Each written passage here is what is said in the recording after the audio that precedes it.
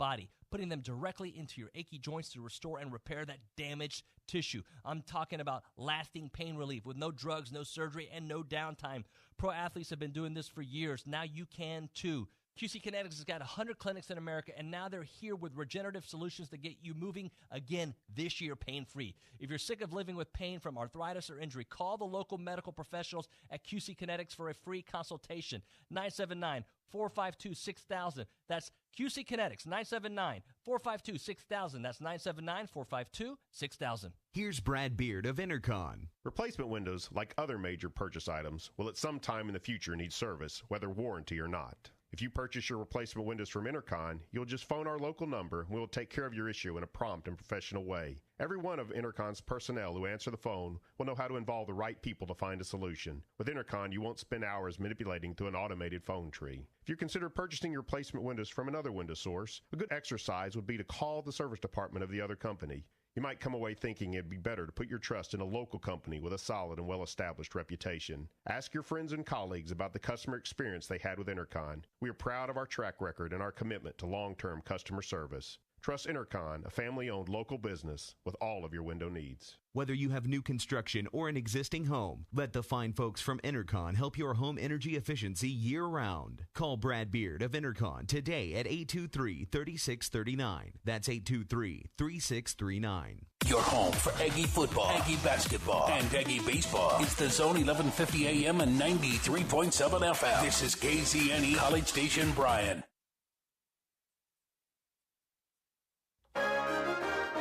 From WTAW, I'm Chelsea Reber with a news update on the Zone.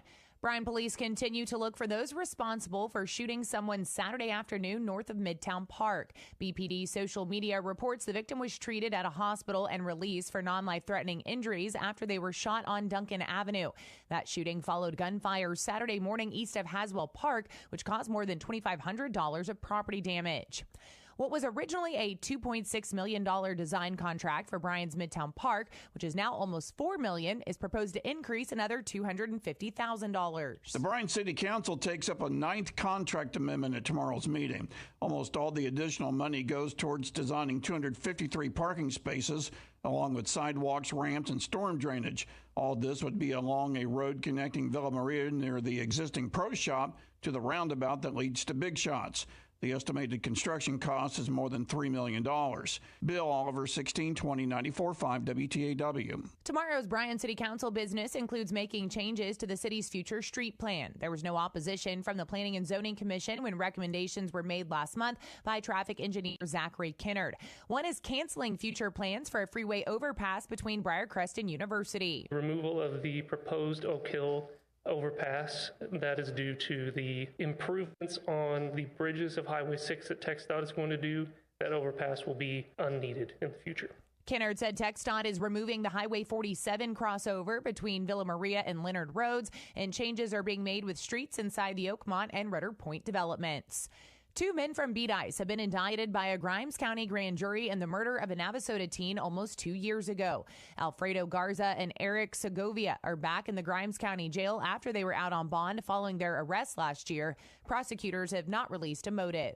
More news at WTAW.com. I'm Chelsea Reber on The Zone. Hi, this is Jeff Vanderwood with Veribank. Veribank is continuing to grow in the Brazos Valley with a brand new full-service banking center on Highway 6 in front of Academy. We have a team of genuine bankers specializing in personal and business banking, wealth management, and investor real estate lending ready to serve you. Veribank is here to help you succeed financially, and you can bank on it. Visit Verabank.com today. That's VERA Bank.com. Verabank. Member FDIC, Equal Housing Lender. If you have a debit card, you're used to spending money. But what if your card actually ended up earning you money? That's not exactly normal, but that's what you can get at A&B. It's called Kasasa Cashback Checking. Don't mind the weird name. What you need to know is that it's a free account with cash rewards. Use your debit card for everyday purchases, and we'll pay you cash back every month. If that doesn't sound like normal banking, well, guess what? We're not a normal bank. So contact A&B today and ask for Kasasa or visit ANB.com. Equal Housing Lender, member FDIC. Good morning, sports fans. I'm Zach Taylor with your Aggie Sports Minute on The Zone. The Sports Minute is brought to you by Hilco Metal Roofing and Supply, Call 936-825-0500 or click cocosupply.com. Now the new one for Texas A&M women's basketball yesterday, as it was done in by Ole Miss, 57-38. Marked the third time in the last 4 games the Aggies had failed to reach 40 points of offense. Guard KK Green. We've been struggling to score for the past couple days, the past couple games. It's nothing that Ole Miss really did to really make us miss shots or anything. It's just something that we have to do. We have to get back in the gym and put shots up while we're tired. That's really what it is. We don't have any legs right now, so all our shots are short, and the shots that we usually hit are not falling. So we just got to get back to the gym, shoot while we're tired, and really just lock in and dig in. The Maroon and White were shorthanded once again, playing only 7. They dropped to 5-9 overall and 0-4 in SEC play. Meanwhile, the A&M men are riding a 4-game win streak following Saturday's 69-56 beatdown of LSU. The Ags dominated in the paint, outscoring the Tigers 42-10. They get Coach Buzz Williams' take. Tune into his radio show tonight from 7 to 8 on 1620, 94.5 WTAW. And that's been your Aggie Sports Minute, brought to you by Hilco Metal Roofing and Supply. On The Zone, I'm Zach Taylor. Everything in life has rules, and The Zone has prize rules for all contesting. You can check them out at zone1150.com. You may know you can win once every 30 days. There can only be one winner per household per month. You have 30 days to pick up your prizes. You have to be 18 or older to win. You have to present a legal ID to claim your prize. All prizes are non-transferable and not for resale. To make sure you do know all the rules, or if you have any questions about the prize rules, make sure to visit zone1150.com. Zone1150.com. If I'm going to do this, I'll need my news team at my side. News team, assemble!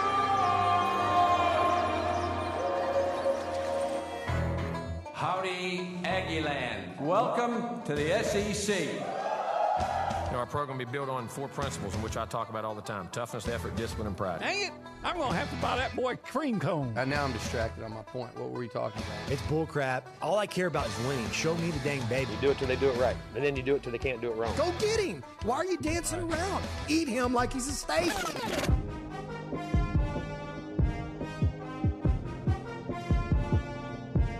He fits what TexAgs radio is about. He fits into what the listeners are going to want. He's a pro on every level. It's Nuño and the crew on TexAgs Radio. Right here on Sports Radio 1150 AM and 93.7 FM. The Zone. Hey, records on my demo. Did y'all boys not get the memo? I do not stay at the Well, how nice is it to start off a week after A&M taking care of business against LSU for the second time in a couple of months? Or how much? How long? It's been like 6 weeks, OB? Well, let's see, November to January. The end of November. We'll call it. 5 or 6, 6 weeks. 6 weeks. We'll call it that. It is 5.5 weeks. Wasn't that a movie?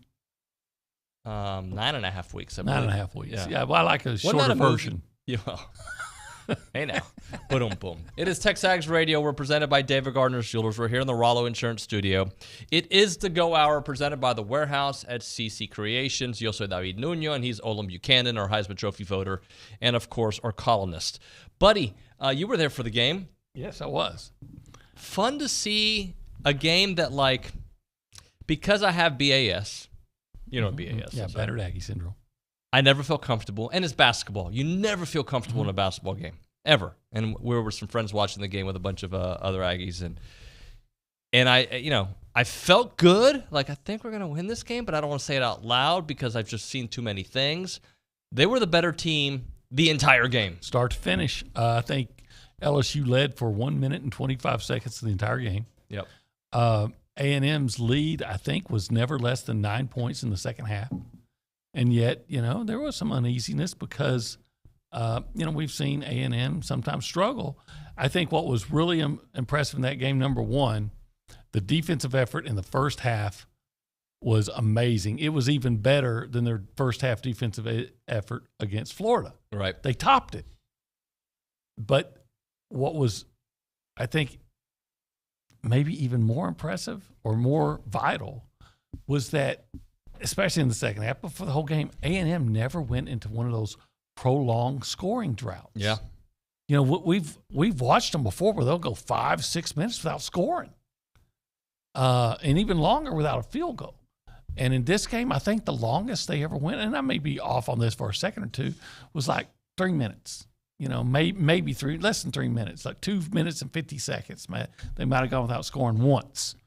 So every time LSU threatened to kind of break out and maybe start to make a move, A&M answered. It was as close to a complete game as they've ever. It may be the most complete game they played all year. So this is one of the things that I said on Friday. You know, like, look, the way the non-conference went, obviously I have my doubts of how the entire season is going to go from an NCAA tournament perspective. But the thing that if this team gets production from Julius Marble and Dennis Dixon, then why not?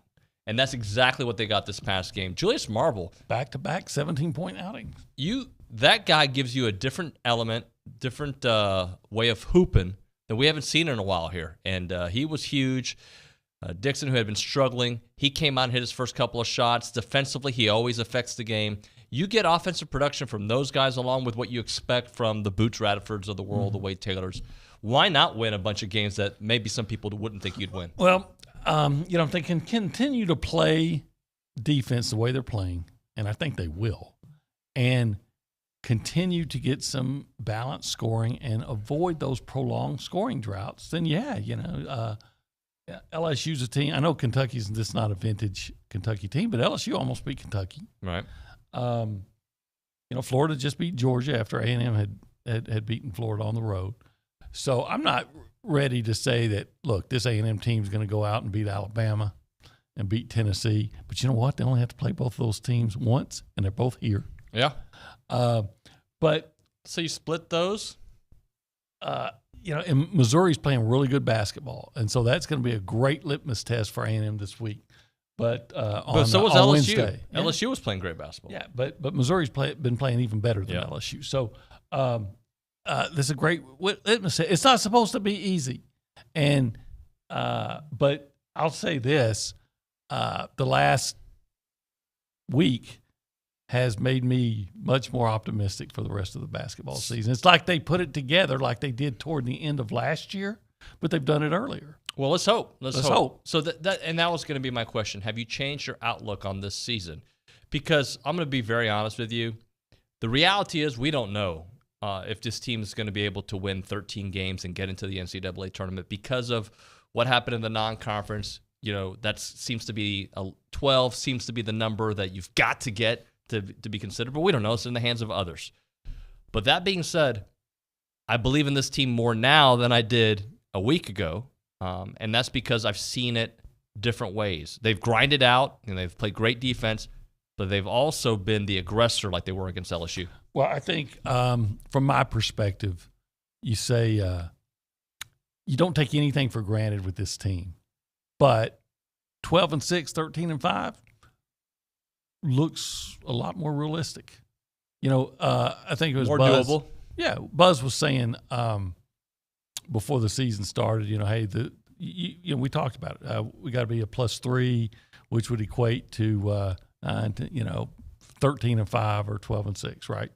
And we're like, well, let's hope. Good luck. And then you come back and you win a game on the road. You say, well, you got to win on the road. In Florida, they're not great, but they're not a pushover. You get that win. Then you come back and, again, we saw how LSU almost beat Kentucky, and I think that might have been on the road for I don't know that for sure. I don't know that for certain.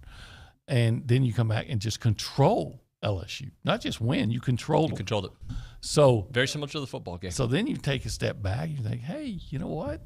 Why not? Maybe now look, there's going to be some losses, and some painful ones. There are, and but if this is the team, what we've seen in the last two games, if this is the team that A&M is going to be the rest of the year, then yes, I think they're going to have a great chance to get those 12, We did 13 that. wins. We did that during football season. But if that team that played on Saturday night is the one that plays Wofford, that plays whomever else, right? This team, that's the team we signed up for. Doesn't mean they're going to win every game, but that is the team we signed up for. What was the game in football season? If they're that team, because I always thought it was like, if this is the team they are, the LSU game. It's going to be. Well, yeah, but it was the last game of the year. But if that team, I think we were watching Sam Houston and Appalachians, and if this is the team they are, yeah, true. This year is going to be a disaster, and it was, because that's who they were for the most part. So hopefully it's a complete opposite. Flip the script here, and if that's the team that A&M is in this basketball season moving forward, then I think they're going to be okay. They do got to fix their three-point shooting. At times, their free throw shooting is depends on who you're getting to the line. Yeah, Marble's okay. When he misses, he usually misses close. Yeah. Radford is good. Wade Taylor is excellent. Yeah. Henry Coleman, he can be good. He's kind of streaky. Yeah. So those are the guys you want. And you know what? There's another thing. They're streamlining the rotation, right? You're not seeing a whole bunch of guys playing 15 to 20 minutes, right? And it makes sense. The best players are playing the most minutes, and you're seeing results. How about finishing at the rim? Something we hadn't seen a little bit of, and they finished at the rim. 17 of 19 on layups. 3 big dunks. Outscored LSU 42-10 in the paint.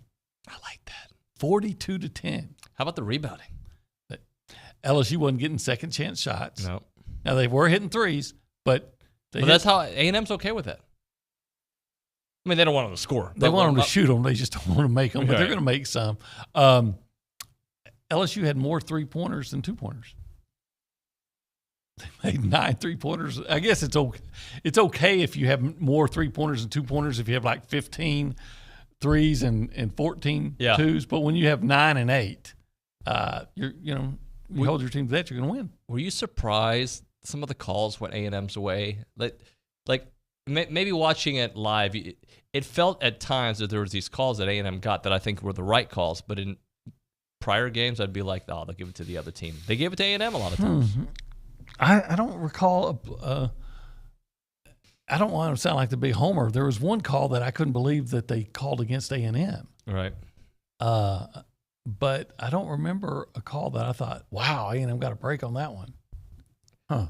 Well, but of course, I'm not watching it on TV, and I have a terrible vantage point to cover a game. I'm in the corner. Yeah. Fortunately, Brad Marquardt moved my seat from the corner of the first table in the corner to at least by the aisle. So the point is, when the opposing team stands up, I was always blocked. So I had to look at the scoreboard. Right. Now I can at least, when they stand up, I can like lean to the left and get a view of the court. All right, let's go around. By the way, if you want to be a part of the conversation, you can text us up. There's already a few texts coming in this morning.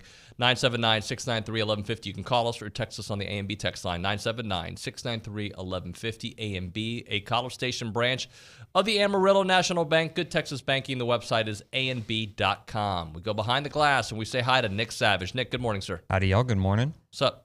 Oh, that game Saturday was definitely encouraging. I mean, I got to listen to it. I didn't get to watch it. But, I mean, from the sound of it, they just were in control the entire time. Never really, LSU made some runs, but Aggies were able to kind of dominate that game from start to finish. And that's definitely encouraging. Definitely not out of the woods with Missouri coming up. That's Wednesday or Wednesday. So that'll be a fun game, and I'm also excited for the national championship game tonight. That's going to be a lot of fun to watch. As you should be. Hey, how did it go for the play-by-play on Friday? It was good. It's never felt more natural than it did on Friday, which is a great sign. And I've never called a basketball game before either, so I was kind of worried about that. But that's another reason why I was happy I got to listen to the Aggie basketball game, is I can listen to Andrew Monaco call it and pick up on some pointers and some vocabulary and stuff like that. The gold standard is Absolutely. Andrew Monaco, no doubt about it. Let's go to the News and Social Center. Kennedy Cavan is joining us. We haven't had a News and Social Center person in so long. I forgot we had that position. Good morning, Kennedy. Good morning. How are you? I'm good. How are y'all? I'm all right. There's some text messages coming in this morning. There's one that was kind of, made me feel bad about the win. You want to start off maybe with this 832 text and kind of go through the last 3 texts he sent us? Yes, for sure. So he said our 3-point shooting is abominable. That's a hard word to say, guys. 31% on the season. Something needs to happen or the luck won't last. 25% against Florida and 13% against Florida. 25% against LSU and 13% against Florida. We would have lost to Florida if not for the offensive rebounding saving us. But it did. It's part of the game. Now, I will take 31% 3-point shooting in every game because 33% from 3-point range equates to 50% from the floor. So, give me that. But to his point, they got to shoot better, sure. Or not take them. However, Dexter Dennis hit 2, and Dexter Dennis had been a guy that had made like 1 of 19 threes in the previous 5 games combined. And you're thinking maybe Dexter should stop shooting them. And then he came out and bam, hit 2 right away. Well, the other thing is about Florida, and I understand the Dexter's point, 13% against Florida, and you still won. That shows you how good you were in other areas. Yeah. Well, the defense was tremendous that day. Yep. Kennedy, what else do you have for us this morning? We have a lot of text messages coming in actually this morning, but y'all pretty much covered everything that I had to say about the this last weekend in sports with men's basketball. But women's basketball did unfortunately lose to Ole Miss yesterday, 57-38 at Reed Arena. I think they're playing Thursday next. But we do have a text message coming in from Trey and Shiner, and he said, "What is going on with Obaski? Is he Obaski? Manny Obaski. Manny Obaski. Is he hurt or is he in the doghouse? He has a broken hand. A broken hand. That required surgery. Yeah, he just had it a couple days ago. Yeah, he broke it in the the win over Florida. Correct. And in fact, he was not able to shoot free throws. He got fouled.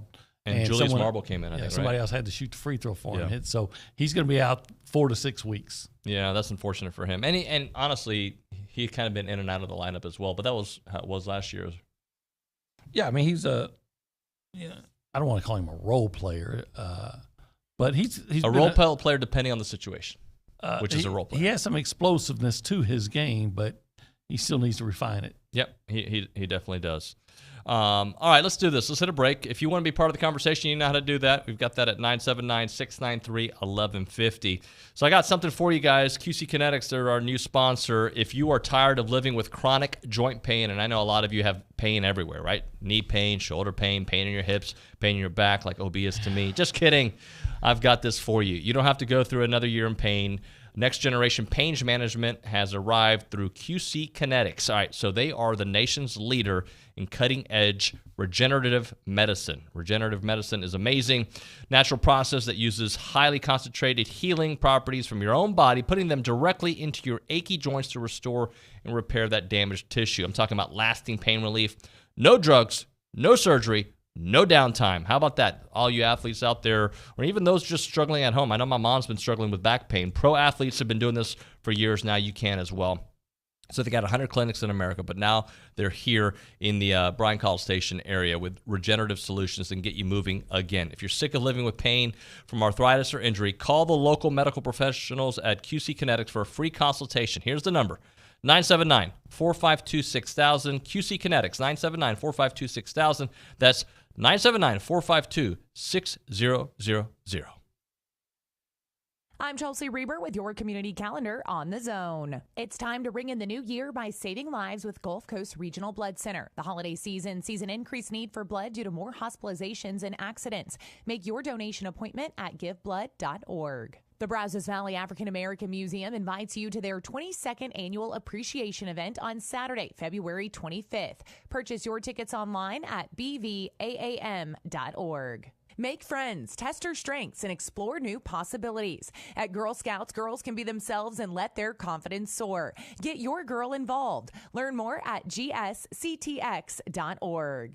Brazos Valley Council of Governments is offering free GED classes. If you don't have your high school diploma and you need your GED, call 979-595-2801. Listen to the Louis Bellina Show to win your copy of the Houston Astros World Series film DVD from Shout Factory. That's your community calendar. I'm Chelsea Reber on The Zone. Hey, if you're tired of chronic joint pain, knee pain, shoulder pain in your hips or back, listen, I've got exciting news for you, and my mom needs to hear this as well. Hey, it's David Nuño. You don't have to go through another year in pain. Next Generation Pain Management has arrived here. It's QC Kinetics.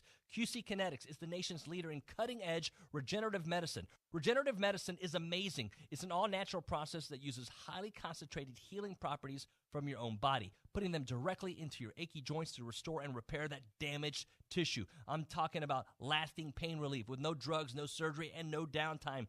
Pro athletes have been doing this for years. Now you can too. QC Kinetics has got 100 clinics in America, and now they're here with regenerative solutions to get you moving again this year pain-free. If you're sick of living with pain from arthritis or injury, call the local medical professionals at QC Kinetics for a free consultation. 979-452-6000. That's QC Kinetics, 979-452-6000. That's 979-452-6000. Hullabaloo Avenue is having a sale. Hullabaloo Avenue is having a sale? That's right. Hullabaloo Avenue is having their biggest sale of the year with savings up to 40% off. Hullabaloo Avenue is home to Aggieland's most diverse selection of officially licensed Texas Aggie gear. Hullabaloo Avenue has something for the Aggie in your life. Fathers, mothers, brothers, sisters, cousins, and friends too. Find deals on vintage Aggie clothing, Adidas ball caps and hats, t-shirts, collectibles, and more. All 40% off. Hullabaloo Avenue on George Bush across from Kyle Field. Look for the big green sign next to TexAgs. You can hear the College Football National Championship game Monday night right here on The Zone, thanks to Hungry Howie's. TCU, Georgia. The coverage starts at 5:30 this Monday right here on The Zone, 1150 a.m. and 90.7 FM. You can listen online at radioaggieland.com. Also, you can tell Alexa, play Zone 1150. It's the National Championship game here on The Zone, and it's all thanks to Hungry Howie's.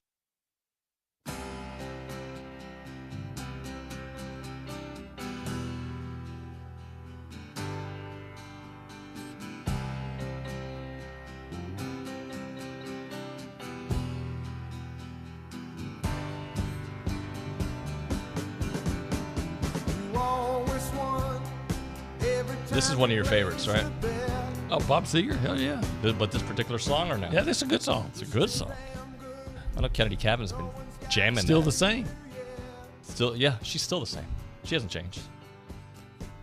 Sorry, it just got awkwardly quiet here. It's TexAgs Radio. We are presented by, who are we presented by, Kennedy? David Gardner's Jewelers. David Gardner's Jewelers, But you know inside of what the studio we're in. Rollo Insurance Studio. No way, Kennedy. You didn't just know that right off the top of your head. You hear it like 5 times a day when you're on the show. I got Come on. stage fright. I'm sorry. All good. I mean, everybody knows this is the Go Hour, and that's presented by Nick. The warehouse is CC Creations. Look at you. Maroon never looked so good. We all have teleprompters. If anybody's wondering, every one of us has a teleprompter right now telling us exactly what to say. In fact, this line, I read that off the teleprompter. I wish. OB. Yes. Or OB. Let's talk a little bit about NFL. Can we do a little NFL this for a second? Look, I know you've got Cowboy thoughts. Oh, I know the Texans did the Texans. Yeah. And Dan Campbell deserves to be the lead, though. Even though they don't make the playoffs, how about those Detroit Lions? Well, first of all, Dan Campbell got Detroit to a winning season. And 9-7? 9-8. 9-8. They play 17 now. Yeah. 9-8, and they knocked the Packers out of the playoffs, which is I really like that. I don't like the Packers. And that guy Quay Walker, not Clay Walker, but Quay Walker got thrown out of the game. You saw what he did? Yeah, he pushed the medical personnel, the trainer. Yeah, down. after a week, not even a week, after a medical trainer saved the guy's life, and maybe everybody in the world realizes how important those guys are. Yep. And this guy's going to shove him because he was trying to get around him to tend to the injured player. I mean, what a bonehead! If there's ever a reason. If you didn't have a reason not to like the Packers, there's another reason. Did he have an apology last night? Did he even talk to the media? I don't know. That's I like to ask for apologies and write them for athletes, and then people get mad at me for doing that. That's one of those. I think afterwards you're like, I don't know what got into me. I'm sorry. I would assume that he will if he hasn't already. But I went to bed. Game was over. You saw the video crying, him leaving the field. I saw him upset. I didn't know he was crying. Yeah, he was crying. We were talking about this earlier, and Dan Campbell, the job he's done, and I'd say, tell me the great players. It'd be great to talk about Shireen to this on the Detroit Lions roster. Okay, Aiden Hutchinson, I think we can see that he's played great, he's on his way to greatness. And then who? That's it. Yeah, I mean they got a good offensive line, good. But you said great players, right? Yeah, players that everybody would say, man, that guy, that's who you build a team on. Anywhere, yeah, right. And you're like, okay, Aiden Hutchinson, the St. Brown, the receiver's he's good. But you can probably find, if he was on the Lions, would he be the number one receiver at a lot of places? Probably not. So you start looking at that lineup, that roster, and you go, damn, Dan Campbell's done an amazing job to get that team to not. And here, so you watched the game? No. All right. So this is another reason why I love Dan Campbell. So they they're up 4 late in the game, about 2 minutes to go. They get a holding penalty. They're looking at 2nd and 10. Look, they can kick a field goal and take the 7-point lead, and because now they're about a 30, something around there, and take a 7-point lead, and at the very worst, probably go into overtime if you can't keep the Packers are out of timeouts. You're thinking Rodgers is going to get the ball back with about a minute 10, minute 15. Maybe they run a quick out. And then the receiver laterals to the running back coming out, and they pick up 17. So now they only need 3 yards for the first to get 2. So it's 4th and 1 at like inside the 20 or at the 20, whatever. Kick the field goal and take the step. No, they go for it. I'm going for the knockout punch here. I'm going to win it right here. And they throw a pass. They don't even run it. They throw a pass for the first down. Man, that guy has some cojones. Yeah, he does. I'd like for I wish Dan Campbell was the coach of my team. Well, what about Lovie Smith? He had the cojones to go for it. Well, you know what? Lovie Smith, the Texans. Stupid. So it's 2 years in a row they've hired a coach for 1 year. What's the plan there? There is no plan. They've never had a plan, especially since Bob McNair passed away. Zero plan, zero clue. And Lovie Smith, they had a meeting with him where he was, I think, like before the game, where I think he's trying to plea for his job. Okay, you're probably going to fire me anyway? Then take that, guys. We're going to win this game. And go for it. Oh, my God. And mess up the first pick, even though it really doesn't matter because now the Bears get the first pick, and they're not taking a quarterback. No, but they're going to trade with somebody who needs a quarterback. That's true. And then if the Texans want Bryce Young, they're going to have to, because of that 2-point conversion, I forget what would have been the scenario had they tied. I didn't watch the game. No, but had they tied, I think they still get the one. Yeah. He should have been fired on the spot. He got fired an hour later. But by the way, Lovie, you do your thing, man. I'm not mad at you. Lovie should not have been fired. You can say, well, how do you know he's a bad coach? You say, he's a bad coach. How would you know? He took over one of the worst teams in the league, or maybe the worst team. Maybe one of the worst run organizations in all of sports. And you're going to put it on the coach. So I wish, you know what I wish? Because I'm a proud native of the great state of Texas. I wish until they get their crap figured out down there that they would have to they'd like do what Washington did and just be known as the Houston football team. You don't deserve the mascot, the nickname Texans. You don't deserve it. I like this. Keep going. It should be the Houston football team until you get your crap figured out because you don't deserve to be called Texans. How long is it going to be, though? For them to figure it out? Because I don't know if they're ever going to figure it out. What year is this? 2023. Do you remember there was maybe, I don't know, was it a 20-year stretch, 15-year stretch? And I know you're not an NBA guy, where the Clippers were known as the worst organization. Yeah, of course. Everybody knows that. I think the Dallas Mavericks had a run as being the worst. Oh, they were terrible. Organization. They had a cowboy trying to run their team. I think that this is worse than what they went through. I agree. You had DeAndre Hopkins, J.J. Watt. Now I know they're all getting old. Deshaun Watson, right? You had Bill O'Brien, who, by the way, looks He's still terrible. I mean, but at least he was winning. Great. I think Bill O'Brien's great. He should stay in Alabama. He should stay at Alabama. Yeah, maybe they should elevate him to assistant head coach. I think they should make him head coach. Just fire Saban and make. Yeah, you're right. You're probably right. O'Brien the head coach. And to be up 24-0, what was it on the Chiefs? On the Chiefs, yeah. And ever since that point, it has been a fire sale and a disaster. And they were a disaster then, by the way. It was fake. It was AFC South good.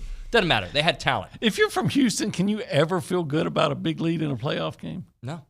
That's I'm telling you, what has happened in my Houston life and in my A&M life bleeds into the way I look at sports. I've told the story before.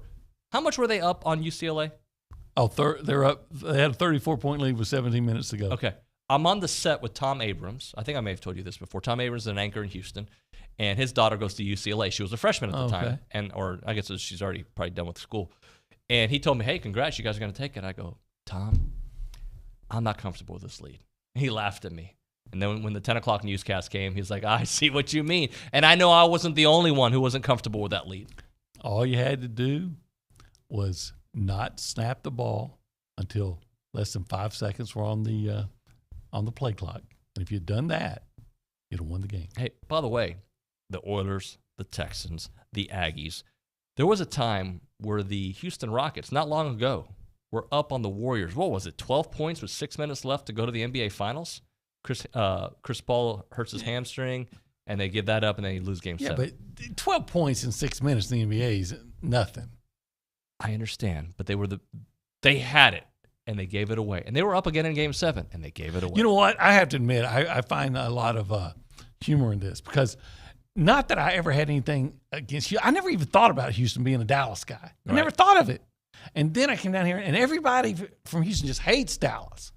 And there's always cracking on down. I'm like, so okay, fine. I'm going to hate you back. By the way, Dallas hates on Houston, too. Now, I'm telling you, you're absolutely wrong.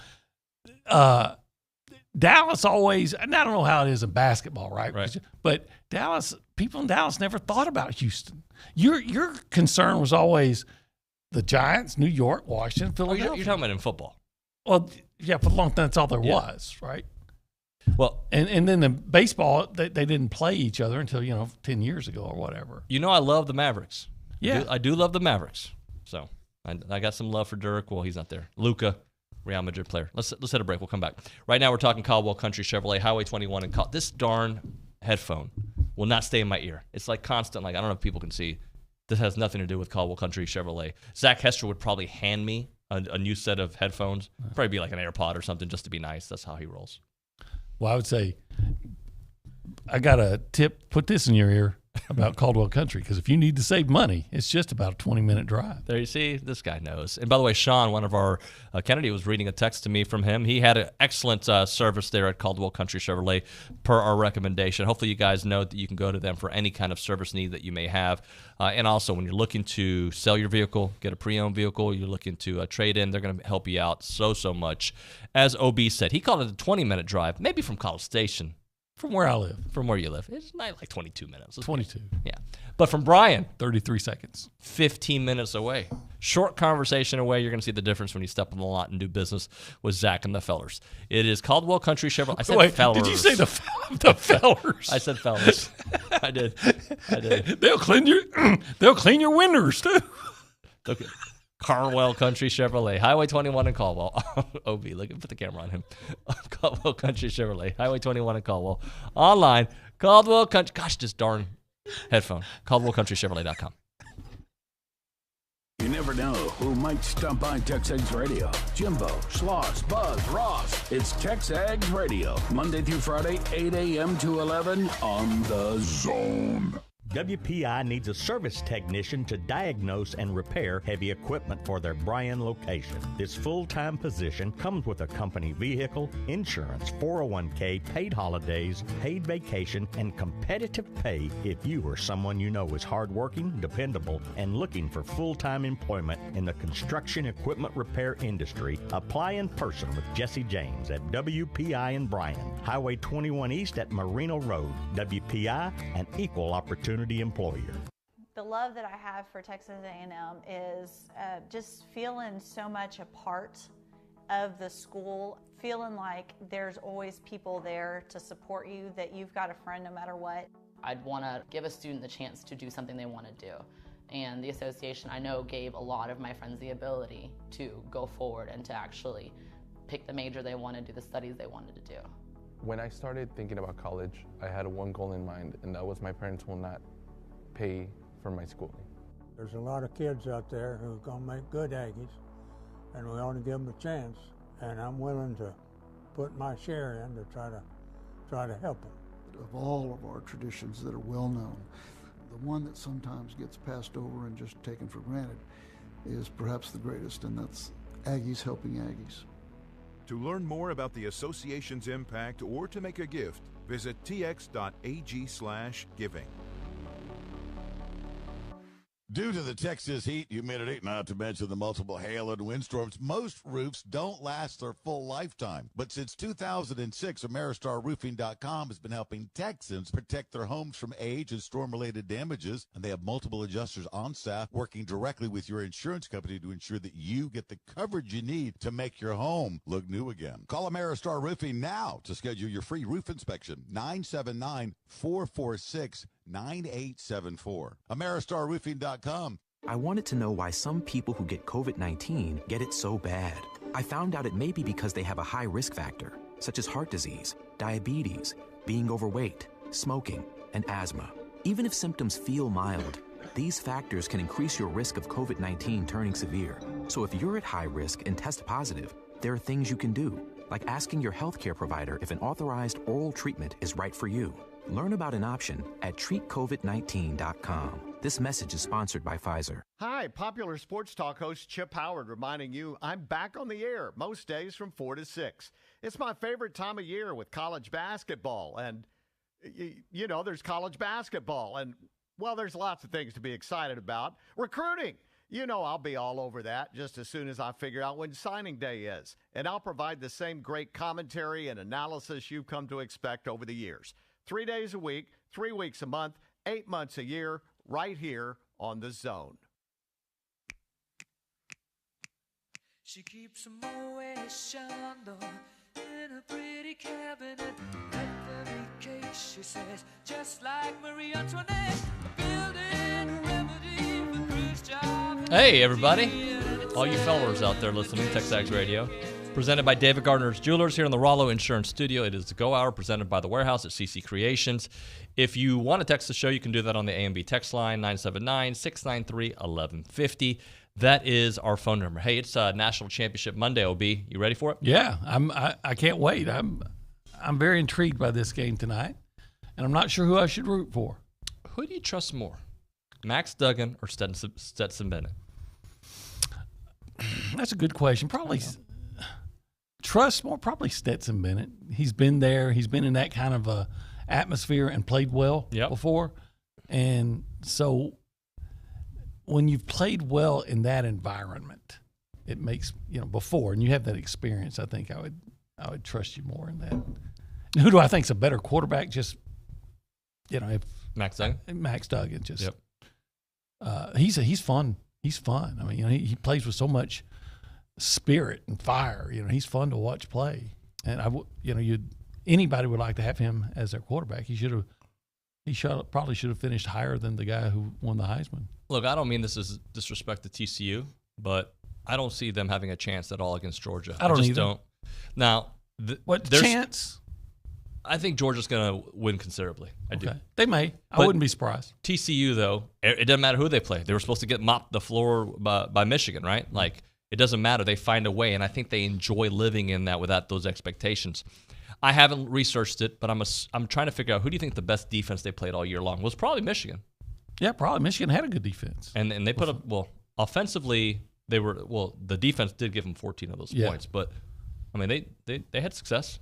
They did, and now their running back, is he going to be healthy enough to play? Is his name Kendall Miller? Yep. And he got hurt, and I think they have a receiver who's kind of shaken up a little bit, and his status is somewhat in question, but they have a lot of speed, and they have a good quarterback. And so, you give me a lot of fast receivers and a good quarterback, and I think, I'm going to have a chance to to pull off an upset. But my question is, quite frankly, can TCU hold up at the line of scrimmage? Can their offensive line block Georgia consistently?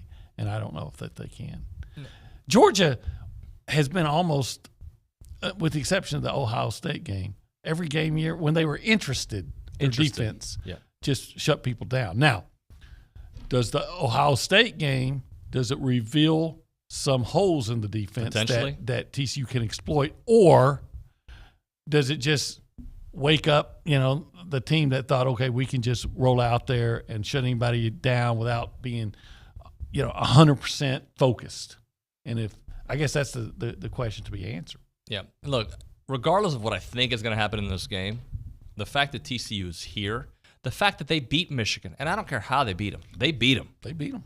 And they deserve it, right? That it is an amazing story for a program that not that long ago was 5-7. Well, last year, was. Yeah, was it 5-7, 6, whatever they were. But look, TCU is representing all the non-blue bloods, and that includes A&M. Yep. So I would love to see TCU win, but it's one of those games where I can watch it with complete calm, complete relaxation, because I really don't care who wins. I just want to watch a good football game. There's no part of you that's like, oh man, I don't want to give more momentum to TCU than they already have. You gotta recruit against everybody. So, maybe TCU being good takes more players away from somebody else that instead of you, right? I'm not going to worry about other teams recruiting. I'm just going to worry about what A&M needs to do to recruit. But would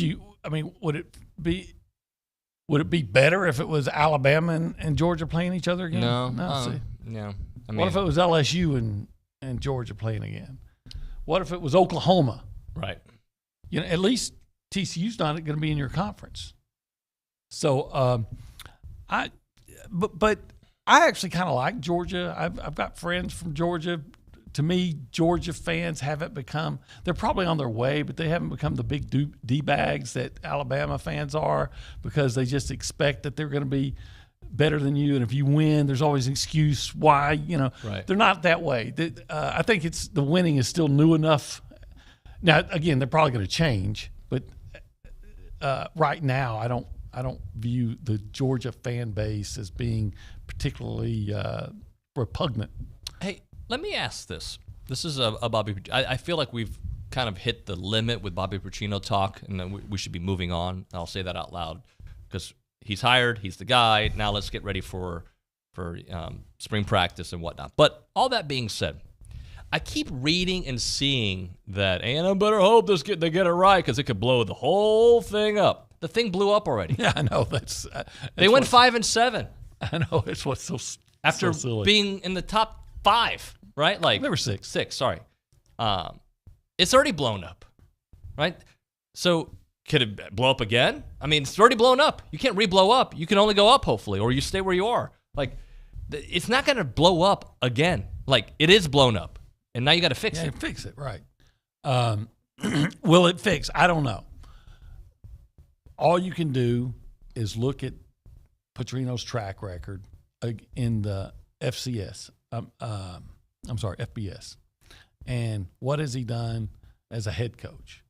Well, he's been pretty successful typically. Mm-hmm. What's he going to be able to do with probably the best talent he's had, across the board? Let's wait and see. Well, is Jimbo going to be able to give him the control he wants? Well, I think that's already been established, or Petrino wouldn't be here. Right. And my point is, I've told people who've asked me from other states on the radio, I said, if Jimbo was gonna have a problem giving up control, I don't think he hires Petrino. I think he hires a younger guy that he can say, yeah. And when the guy says, look, that guy who is still trying to climb in his career, Petrino, he's 61. He's my age. He doesn't have to climb in his career. He's doing it because he enjoys it now. Look, and I was having this conversation with somebody recently. we don't get to pick either. And we can complain we can complain on a message board and on a talk radio show. It doesn't change. It is what it is at this point. He's the guy. And you know what? I'm hoping the best version of Bobby Petrino is the offensive coordinator for Texas A&M, because if you get the best version of Bobby Petrino, you're going to win a lot of games next year. Well, here's what's going to happen. I'm going to tell you this. If, let's say A&M, let's live our fantasy right here. A&M just wins the national championship. Mm-hmm. The national media is going to, the narrative's going to be, see, A&M sold its soul for a national championship. So be prepared for that. It's going to be, no matter what success A&M has, if they have success, it's going to be, yeah, see, you sold your soul for that. Right. Okay.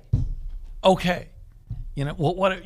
did Nick Saban do when he hired Lane Kiffin? Lane Kiffin was as slimy a guy, for what he did at Tennessee and things like that. Or Sark. Or Sark. Sark's, you're saying, hey, he's trying to come back from personal demons. He had a personal demon. So did Petrino. So, and apparent from all indications, and I don't know this, but from all indications, Petrino's got his personal life worked out over the last 10 years. Have you heard of a story? No. Now, he's been fired at Louisville, but have you heard of a story, if you do, tell me, because I missed it, about Petrino having any kind of personal issues over the last 10 years? Is he going to work well with Jimbo? That's we'll TBD. Find out. Is he going to score more touchdowns with this offense than we had last year? Yeah. Yes. Would you score more touchdowns with this offense?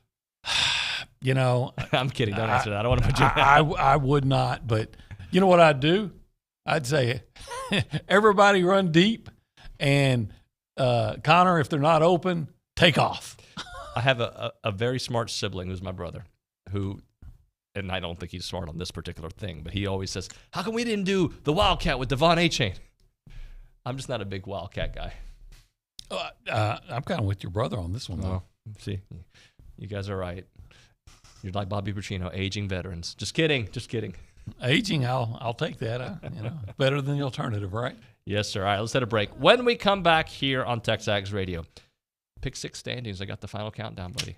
I didn't do well. Well, maybe you did better than you thought. Okay, Have you been keeping up? I doubt it. You doubt it? All right, we'll talk about that. I was doing well, and I faded like Kevin Sumlin in November. That was well played. Well played, my friend. That and more is TexAgs Radio. I'm Chelsea Reber with your community calendar on the Zone. The Brazos Valley Astronomy Club invites the public to hear Mark Spearman, PhD, discuss the multiverse, science or pseudoscience. The free event is Friday, January 20th at the Physics and Astronomy Teaching Observatory at 7:30 p.m.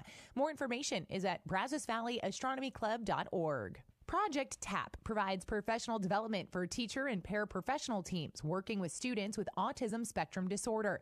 Email project-TAP, that's TAP with 2 P's, at tamu.edu to learn more. Unbound provides commercial lodging and hospitality professionals with human trafficking response training.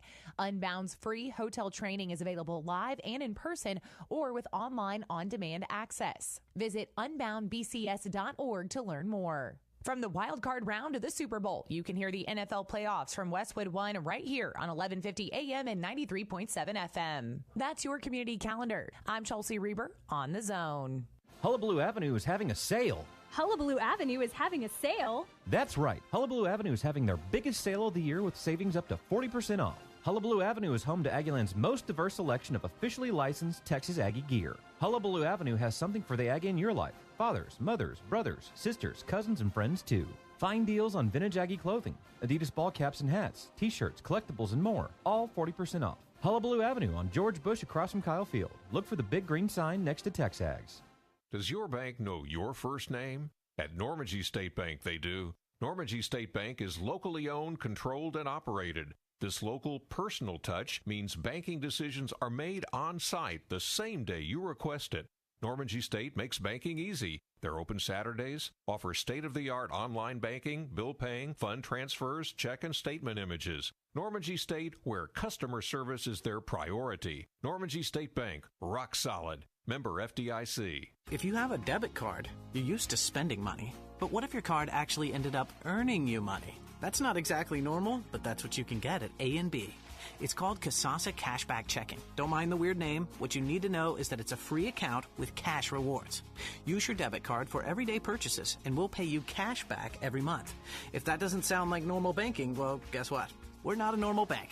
So contact A&B today and ask for Kasasa or visit ANB.com. Equal housing lender, member FDIC. What can you expect on the Louis Bellina Show, presented by B&B Automotive and Superior Auto Service? Great question, Bob. Well, we talk a lot of Aggie football. We're fans of Aggie basketball, Aggie baseball, too. From time to time, we'll venture into the lifestyles portion. Sure, maybe it's not sports, but things in the life of every sports fan. We also love to take your text messages, great guests from around the country. That's what you can expect from the Louis Bellina Show, presented by B&B Automotive and Superior Auto Service.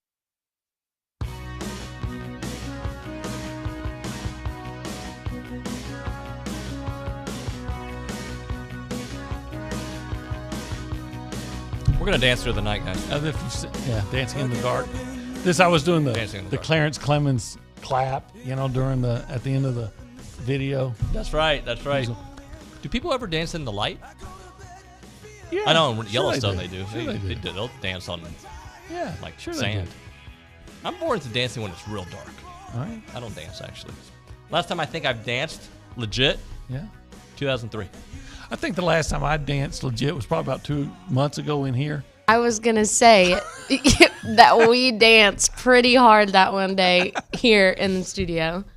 By the way, we're at TexAgs Radio. We're presented by David Gardner's Jewelers in the Rollo Insurance Studio, and OB's with us for the Go Hour, presented by the Warehouse at CC Creations. All right, let's go through the standings, shall we? Pick 6 standings. Okay. So I will. First off, Steve McKinney dominated not the entire season. I think Seth was in the lead to start, for a while, and then Steve was right on his heels. Steve finished 49 and 41. Okay, good year. Very good year. It tied for second place. David Nuño. Good year. I like that guy. And Billy Lavernius Lucci. Both of us finished at 47 and 43. Billy gets a lot of props because he was in last place for a significant portion of the year. Tied for, Rocco was also there. Rocco Robinson, 47 and 43 as well. Mark Robinson's son, so congratulations to Rocco. Fifth place at 500, Caroline Fenton, 45 and 45. Sixth place, tied for the final spot. Oh, so I didn't finish last alone? No, you finished with the former first placer, Seth McKinney. You both finished 42 and 48. Had a bad year. So there you go. Seth and OB, 42 and 48. That's all right, though. We were pretty much all of us outside of Steve were hovering right around the 500 mark for a big part of the year. I think early, or maybe going into November, I might be wrong on this, but I was threatening Steve. Were you? I think so. I think I was really. And then you hit a tailspin. And then, like I said, I faded in November like Kevin Sumlin, man. I was losing to Ole Miss and Mississippi State. I think I had back-to-back weeks when you were struggling, where I went 6-0 and 5-1, and then I was just average after that. But it put me back in the mix because I was struggling for a bit. But Billy, when he gets here, I'm sure he'll be happy to hear that he finished 47 and 43 because I think last year he struggled a bit. So congratulations to first. So you and Billy tied, are joined at the hip. Yeah. No, but I'll give him. I concede. Must have been all those lunches that y'all. We haven't done a lunch. I would say, I don't think we've done a lunch, and I hope he's listening. Because I probably can't go. But I don't think I've done a lunch with Billy since the summer. Oh, I don't believe that. I don't think I have. I don't believe it for a minute. I don't think I have. Maybe once. I don't believe it for a minute. All right, well, whatever. Thanks for believing me, bud. Hey, let's close up with this thought. Did you see Dennis Dodd, your boy, say that he thinks the playoffs could go to 16 sooner than what we think? He's putting it out there maybe a year or two after the change to 12. How would you feel about 16? I think 16 is better than 12. Not because it's more, but because I've always said it's not fair that 4 teams only have to win 3 games to win the national championship, and the other teams have to win 4. There would be no bye under that scenario. That's not fair. Yeah. So now the higher seeded team be at home, but so I expect that to happen. Yeah. Well, do you think it'll happen that quick though? They'll try it for a couple of years. All right, let's just do it 16. Yeah. The whole at some point, someone's going to agree with my premise that it's not fair to say you have to win 3 games to win a national championship and you have to win 4. At some point, someone's going to go, oh, yeah, that does seem kind of messed up. Yeah. OB, thank you, sir. You bet. When we come back on the show that we call TexAgs Radio. So 247 has the Aggies at number 22 in the country. Action Network does not have A&M ranked, and I don't care, and I'll explain why. We'll take it to your phone calls and your text messages on the A&B text line, 979-693-1150. You are listening to TexAgs Radio.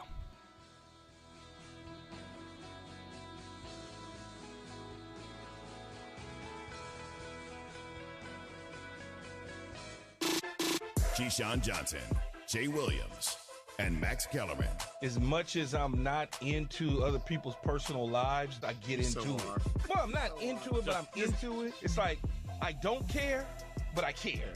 Last night, I found myself paying attention to something I really don't give a blank about.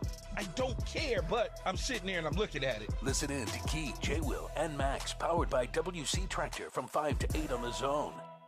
What does good planning bring to business? Real revenue. With vibrant neighborhoods, pedestrian-friendly avenues, and good public transportation, people in a well-planned community come together in ways that support the local economy.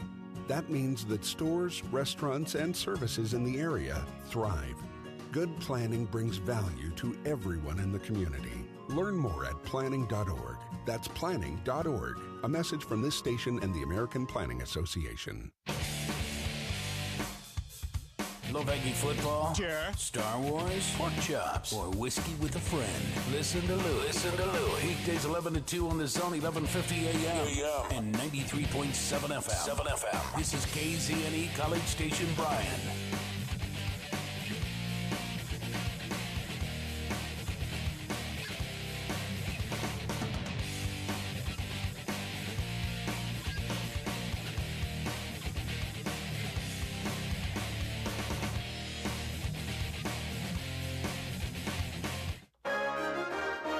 From WTAW, I'm Chelsea Reber with a news update on the Zone. Bryan police continue to look for those responsible for shooting someone Saturday afternoon north of Midtown Park. BPD social media reports the victim was treated at a hospital and released for non-life-threatening injuries after they were shot on Duncan Avenue. That shooting followed gunfire Saturday morning east of Haswell Park, which caused more than $2,500 of property damage. What was originally a $2.6 million design contract for Bryan's Midtown Park, which is now almost $4 million, is proposed to increase another $250,000. The Bryan City Council takes up a 9th contract amendment at tomorrow's meeting. Almost all the additional money goes towards designing 253 parking spaces, along with sidewalks, ramps, and storm drainage. All this would be along a road connecting Villa Maria near the existing Pro Shop to the roundabout that leads to Big Shots. The estimated construction cost is more than $3 million. Bill Oliver, 1620 94.5 WTAW. Tomorrow's Bryan City Council business includes making changes to the city's future street plan. There was no opposition from the Planning and Zoning Commission when recommendations were made last month by traffic engineer Zachary Kinnard.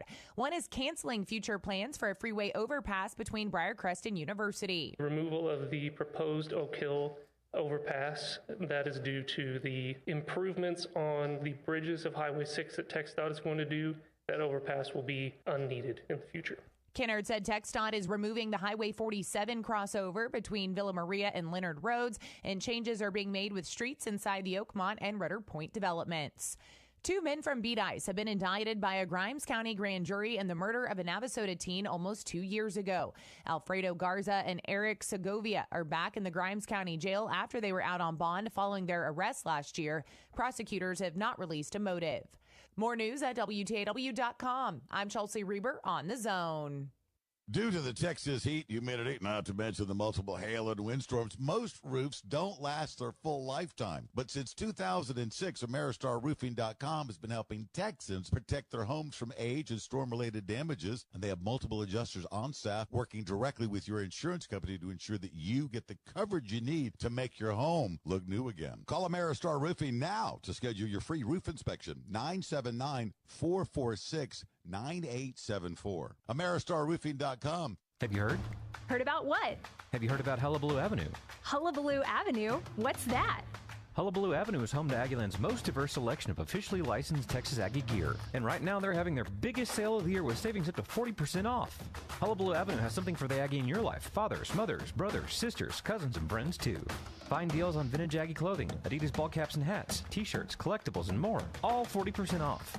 Hullabaloo Avenue on George Bush across from Kyle Field. Look for the big green sign next to TexAgs. Good morning, sports fans. I'm Zach Taylor with your Aggie Sports Minute on the Zone. The Sports Minute is brought to you by Hilco Metal Roofing and Supply. Call 936-825-0500 or click HilcoSupply.com.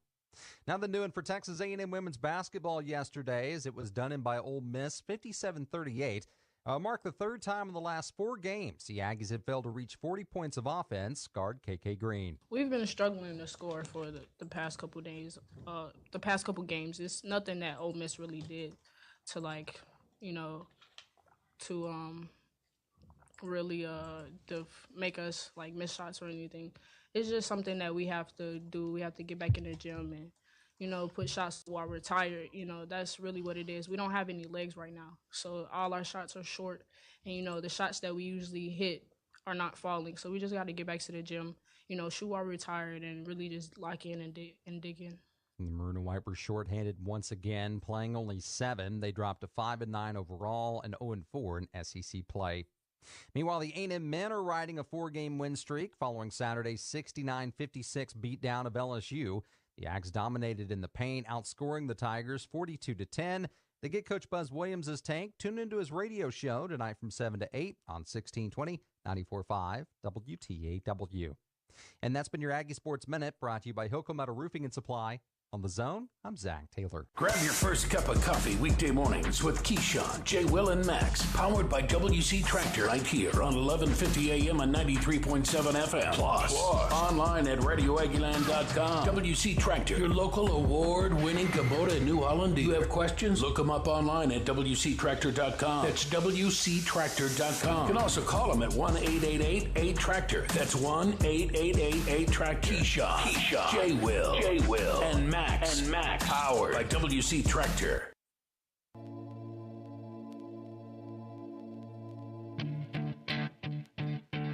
Look, if you had one shot, one opportunity to seize everything you ever wanted in one moment, that you captured, just let it slip. Yo. It is TexAgs Radio. Hello, everyone. We are presented by David Gardner's Jewelers here in the Rollo Insurance Studio. Appreciate everybody listening in. Kevin, I think you're a fan of that song. Yes. That's a good song. It's a great song. It's a good little, pump-up song. If you want to get hype. What else is on your hype list? Song-wise? Yeah. Recently... Shake It Off? No. I mean, yeah, obviously Taylor Swift. But recently, this song, I don't know what it's called, nor do I know the artist, but it's the, X song that they play at the basketball games. How's it go? I'm not going to sing it. Come on, just do it.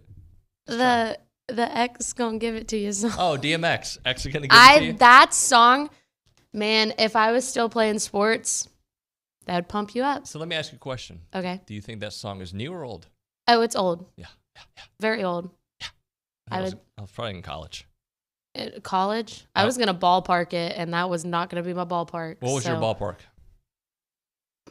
Well, David, I also don't know when you were in college, but... You also thought I was 50. No. I was out of college, believe it or not. So that's. I was going to ballpark early 90s. When I was in college? Is that when you were in college? What do you think I am, 60? I don't know. I'm really bad with ages and when they were in school. There's nothing wrong with those who were in college in the early 90s. My dad graduated from Texas A&M University in 1992. There's nothing wrong with it. So your dad's almost 60, right? 56 maybe? I think he's turning 56 this May. Yeah. Try 10 years younger. Sorry, David. I apologize. I'm sorry. 2003 DMX, X is going to give it to you. I know a huge part of our listening audience, especially in the College Station area, were jamming DMX back in 2003. All right, couple things to get into. We can text the show. I can text with you if you want. 979-693-1150. That is the A&B text line. If you got any thoughts on some of the topics we've been going through this morning, Congrats to Dan Campbell and the Lions getting their 9th win. No playoffs for them, but what a wonderful season it was for Dan. Also, Aggie Hoops, impressive win over LSU. That was fun to watch. That's 2 straight SEC wins to start the conference year. We can talk about the national championship if you want, and also I'm talking a little rankings for a moment. So, year 1 of David doing this show, talking in third person. I would get upset with what people would write. I don't know why. It's just, talk show host syndrome. Oh, I can't believe they said this. Oh, I love that they said this.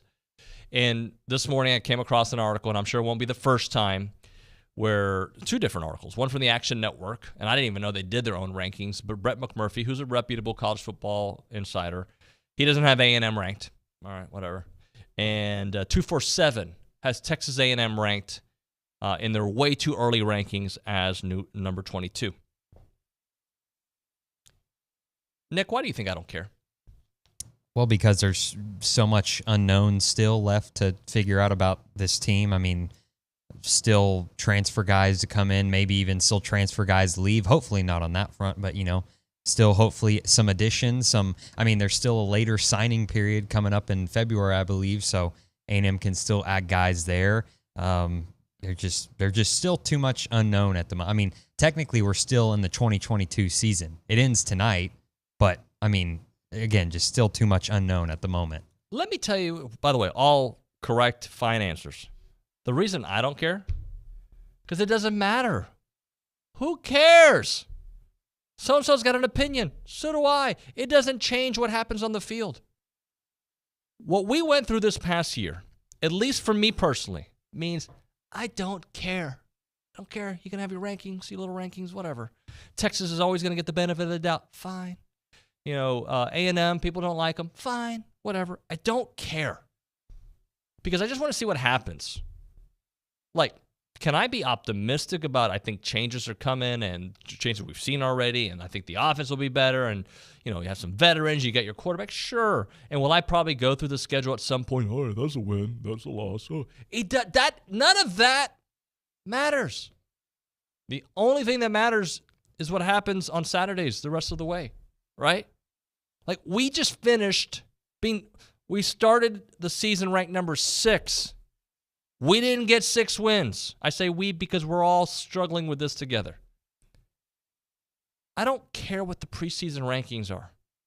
To be honest with you, do I want to see them ranked during the year? Yeah, of course, because I think it has an effect on how you're looked on later if you win. But I don't care. Good. We don't deserve to be ranked 22 right now. I don't care. Look, just win freaking games. And if you have a different opinion, please inform me. Does it matter? If somebody were to say tomorrow, hey, man, I get the whole A&M situation. I'm ranking them number 3 next year. Because somebody will do something like that for the clicks. And, it doesn't matter. Desmond Howard predicting A&M to win a national championship. Thank you for that. It was cool to see that on TV and then lose historically to App State 12 minutes later. But, predictions, rankings on January the 9th. Happy birthday to my daughter, Isla, by the way. 10th birthday today, January 9th. Big girl. Double digits. But it doesn't matter today. It doesn't matter on May 1st. It doesn't matter on June 9th. It does matter when we get to December. It does matter. Actually, it matters when we get to November. Let's be honest with that end of that schedule. That sure matters. But I don't care. Have your little rankings. Enjoy them. But I am in a prove-it-to-me mode. Rank them 1,000th, which is impossible, or rank them 3rd. None of that matters to me today. Fix the offense, get some help stopping the run, and let's go to war and see where we're at. Let me use a better term. Let's go play. Hey, and Chris Ziegler on the YouTube chat makes a pretty good point. He said, way too early rankings never mattered less. Just look at TCU. Yeah. Look, I would love to be here a year from now today talking about A&M's, either did what the unthinkable at this point, right? Or even if a year from now we're talking about a 9-3 season. I know for many of you that won't be good enough. I know that. But considering where they were at 5-7, buddy, it's a step in the right direction, right? But there's so many what ifs and scenarios and like hard opponents next year that are also going to use the transfer portal and also get better. You know, there was a point in the season where I'm like looking at Ole Miss and Arkansas and LSU, like they're going to lose their quarterbacks. Well, they haven't, right? KJ's coming back. Daniels is coming back, it looks like. So things could change, sure. So it does not matter to me today what people think. It just, to me, what only matters is retooling, reorganizing, and just putting a better product on the field. And we saw a glimmer of that, like a little glimpse, I should say, of that against LSU, what they could potentially look like when things are working. But one game isn't going to change my perception of last season and what's ahead. Right now, put your head down, take each step, and start getting better. So you can have your little rankings, and next week there'll be another one. CBS, A&M could be a playoff contender. And then somebody else is going to be like, A&M will not win, will not go to a bowl game next year. Okay, you don't know, and I don't know either. I would like to know if there's an article out there anywhere from 2022 prior to November that would have predicted TCU in the national championship game. How about one from prior to September? Because nobody knows nothing. That's not good grammar. Nobody knows anything. Okay? Nobody. No sabes nada. Let's go to the A&B text line and the News and Social Center. Kennedy Cavan, what are the people saying? Well, Ross from East Texas makes a great point. He texted in earlier in the show when you and Olin when Olin was going on his rant that was concerning me a little bit because I thought he was running out of breath about the Texans and how they shouldn't be allowed to be called the Texans anymore. But Ross from East Texas says, this is too depressing to listen to y'all talk about failing Houston sports teams and the Aggie football team not meeting expectations. Let's switch gears to the Astros. Spring training starts soon. And the Aggie baseball team probably starts practice soon. Yeah, I need to text Schloss. Yeah, that was a humble brag right there. And find out when he's going to start doing the show again. It's coming up soon. They'll start practicing here soon. And, buddy, basketball right now has got me in a good place. I wasn't in a good place not that long ago. They got me in a good place right now. You ride the wave, right? It goes up, it goes down. That was awesome what they did. We're going to have Buzz on the show at 9:45. We know the season Aggie baseball had, and you know, now there's expectations. There weren't really expectations for them last. Now there's like, can they get to the College World Series again? Can they win the whole thing? So it's gonna be fun, and they got a lot of players coming back. I'm excited about that. Astros, you know, we got a half our audience probably loves the Rangers or other teams. So look, it was fun. That's my team, and when it's time to talk about them, I'm sure we'll mention them. The Rangers have had an amazing offseason. I don't know about amazing, really good offseason. Should be optimistic about what they're going to be able to do this season as well. Kennedy, what else? We have somebody, Brent class of 04 came in and said, agree completely, Nuño. I care where we are a year from today. Anything that anyone comes up with until then does not matter. Yep. Look, I'm glad we agree. And don't get me wrong, like, we all will probably read some of these things and be like, whatever, dude. Don't you know Connor Wegman's the truth? Bobby Petrino, offense is great. We got Ruben Owens coming. There's plenty of reason for optimism. There's also plenty of reason for skepticism. Excuse me. I'm really struggling with the English language today. Was it what I said earlier? Fellers? You said fellers, and then there was another word that I'm not going to repeat that I did not say Oscar Mayer. I did not. That was speculated that you said. Your mom is not listening correctly. If anybody said it was homeboy to the left, all right? Where was I? Oscar Myers. No, before that. Oh, look, we can all have we're all going to have opinions, and we're going to discuss those opinions. But publications and their rankings, just whatever, have your ranking. Okay, cool. Get your little click. People like it.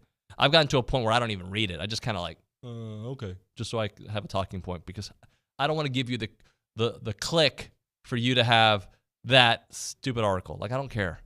What else can I do?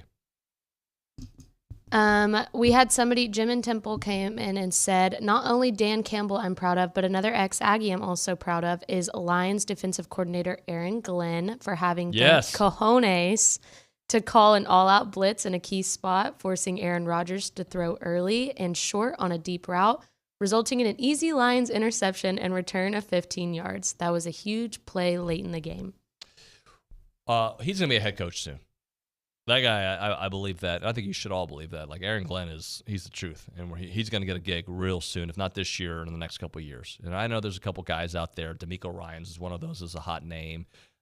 There's a lot that have a potential to be head coaches here soon, coordinators out there.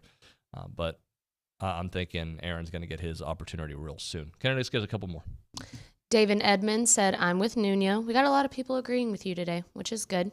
The Ags So hold on. Does that mean that people typically disagree with me? Is that what you're trying to say? I think people, not only on the text message line, also in this office, like to go head to head with you sometimes. Yeah, that's all right. I mean, everybody's got to come at the champ. Just kidding. Oh my goodness. Okay, David Edmond, he said, the Ags broke me inside last year. I fully expect 8-4 every year until they prove it to me. Our coaching has killed us the last 2 seasons. Our talent does not match our win-loss record. Here's the thing. I can make an argument for 9-3, and I can make an argument for anything. And our next guest could probably do the same thing. Tom Hart's coming up here on the show. Let's do that here in a moment. Right now, we're talking Milliken Reserve, farm-to-table community in College Station. Farms, homes, trails, and wide open spaces.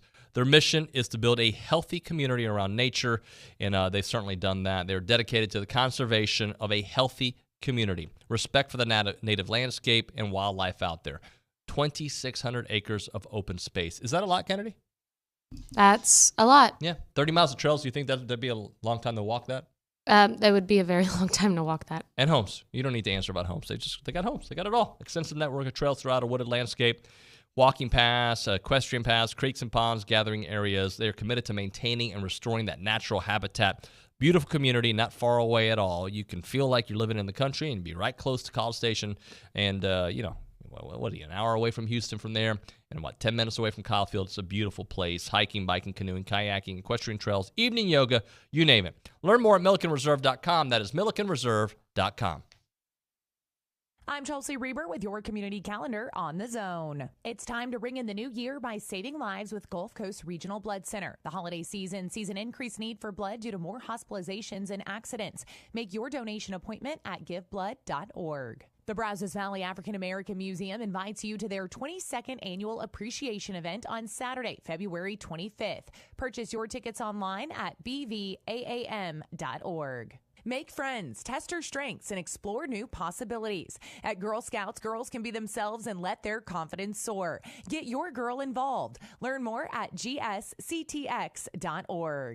Brazos Valley Council of Governments is offering free GED classes. If you don't have your high school diploma and you need your GED, call 979-595-2801. Listen to the Louis Bellina Show to win your copy of the Houston Astros World Series film DVD from Shout Factory. That's your community calendar. I'm Chelsea Reber on the Zone. Hey, if you're tired of chronic joint pain, knee pain, shoulder pain in your hips or back, listen, I've got exciting news for you, and my mom needs to hear this as well. Hey, it's David Nuño. You don't have to go through another year in pain. Next generation pain management has arrived here. It's QC Kinetics. QC Kinetics is the nation's leader in cutting-edge regenerative medicine. Regenerative medicine is amazing. It's an all-natural process that uses highly concentrated healing properties from your own body, putting them directly into your achy joints to restore and repair that damaged tissue. I'm talking about lasting pain relief with no drugs, no surgery, and no downtime. Pro athletes have been doing this for years. Now you can too. QC Kinetics has got 100 clinics in America, and now they're here with regenerative solutions to get you moving again this year pain-free. If you're sick of living with pain from arthritis or injury, call the local medical professionals at QC Kinetics for a free consultation. 979-452-6000. That's QC Kinetics, 979-452-6000. That's 979-452-6000. Hullabaloo Avenue is having a sale. Hullabaloo Avenue is having a sale? That's right. Hullabaloo Avenue is having their biggest sale of the year with savings up to 40% off. Hullabaloo Avenue is home to Aggieland's most diverse selection of officially licensed Texas Aggie gear. Hullabaloo Avenue has something for the Aggie in your life. Fathers, mothers, brothers, sisters, cousins, and friends too. Find deals on vintage Aggie clothing, Adidas ball caps and hats, t-shirts, collectibles, and more. All 40% off. Hullabaloo Avenue on George Bush across from Kyle Field. Look for the big green sign next to TexAgs. Looking for the Zone prize rules? Would you like to apply for a job at the Zone? Or need a phone number or email for the Zone? Visit zone1150.com. Would you like to sign up for the Zone All Access newsletter? Looking for podcasts of TexAgs Radio, The Louie Bellina Show, or Chip Howard? Or would you like to see the Zone's daily schedule? Visit zone1150.com. For more information, any questions, to contact us for everything and anything about the Zone, visit zone1150.com. It's what you hearing. It's what you hearing. Listen. It's what you hearing. Listen. It's what you hearing. Listen. X gon' give it to you. Tom Hart, I know, was banging this back in 2003. He's joining us here on the hotline here on TexAgs Radio, presented by David Garner's Jewelers. Good morning, Tom. David, what's up, man? How we doing? We're good. So Kennedy, who does the News and Social Center, she was like, I like that song. I go, do you think it's old? And she's like, yeah, probably early 90s when you were in college. I wasn't in college in the early 90s, Kennedy. It was 2003 when it came out. I was out of college, though. Was Lovie Smith in college in the early 90s? What's that all about? Well, if I'm Lovie, so my understanding is he had a meeting with management beforehand, right? And they probably let him know, like, yeah, you're not. That's the worst thing to do. Make him feel like he's going to keep his job and get that number one pick. Instead, you're like, yeah, you're probably going to get fired. And then you go for 2, and then you're not going to get Bryce Young now, more than likely. I mean, good for Lovie, right? Yep. If you're only going to get 1 year and they're going to throw you out with the trash, well, then they have to pay the price. I mean, what a mess, man. What an absolute mess. They're the worst organization, not only that I ever covered and worked with, but, like, is there anybody worse in sports right now? There's a couple that can compete for that title. Like, the Commanders are right there with everything they do off the field in their ownership situation. But yeah, in terms of trying to put together a winning organization year in and year out, and then there's other organizations that just don't care to invest the money to win, and they just want to collect the money that comes their way that flows down to them, like the Pittsburgh Pirates. Like, I can't imagine being a Pirates fan because they do nothing to try to win games. And there's a comp here, David, right? Because the Pittsburgh Pirates are not that altogether different, or maybe find somebody a little bit better than the Pirates, than TCU football. Pick to finish 7th in the league. You got no chance, right? You don't even have the same starting quarterback. But what Sonny Dykes has done is he has put the rebuild into hyperspeed. Like, no longer is it an excuse that, well, we have to build and we're going to have to get some guys in. And it's going to take a little bit. And, signing day is going to be big for us because a couple years down the road, these guys can contribute. No, like, Sonny Dykes has shown you embrace the transfer portal, you get aggressive with it, just like he did at SMU, and you can build a national championship contender. And I don't think they're going to win tonight, but if TCU wins, holy smokes, think about the pressure that's going to be on every established head coach, let alone every first-year head coach in college football. They're just going to say, look what TCU did. If we give you the resources, can you do what that guy did? And I think we've already seen the landscape change, but I think it's going to impact how people, administrators, athletic directors, and the like, big-time boosters, it's going to change how they think about their program and what's possible with just a one-year turnaround. Also, I think it shows that a change of scenery and a change of philosophy can do wonders. When a quarterback plays in the system that suits him, Max Duggan was not being discussed this way at all the last couple of years. And he wasn't even named the starter until very late. And look at the year he's had. Yeah, and I think if you look at his profile coming out of high school as a track champion and as athletic as he is, maybe he's not the prototypical air raid quarterback, right? But look what he can do. And by the way, their ability to run tonight or inability, depending on what Georgia does defensively, probably dictates that game. And because Georgia, even though they gave up a lot of yards in each of their last 2 games, primarily through the air against both LSU in a comeback attempt, trailing big at the half, and Ohio State had a lot of success against that vaunted Georgia defense. even though they've given up a lot of yards, I don't expect TCU would have an advantage against that Georgia defensive line. So the neutralizer, the one guy who can, one position, give you an advantage is the quarterback. I mean, it changes the numbers in the box. It changes another guy you have to account for. And then, maybe you get an advantage where you can throw the ball a little bit, and Georgia's been susceptible to that. Kirby gets another national championship, then what? I mean, that now it's Saban, Kirby, and everybody else, right? It already kind of is, but even, I guess it's a bigger space. Yeah, I wouldn't put Kirby in Nick's neighborhood yet, even after a win tonight. And back-to-back certainly is impressive. But what it does is you'll start hearing the dynasty word, and to me, it's not about, assuming they win, it's not about back-to-back national titles. It's where does this boulder stop rolling downhill? It's the momentum that the program has. It's what's next. They already have the momentum. Another feather in Kirby's cap.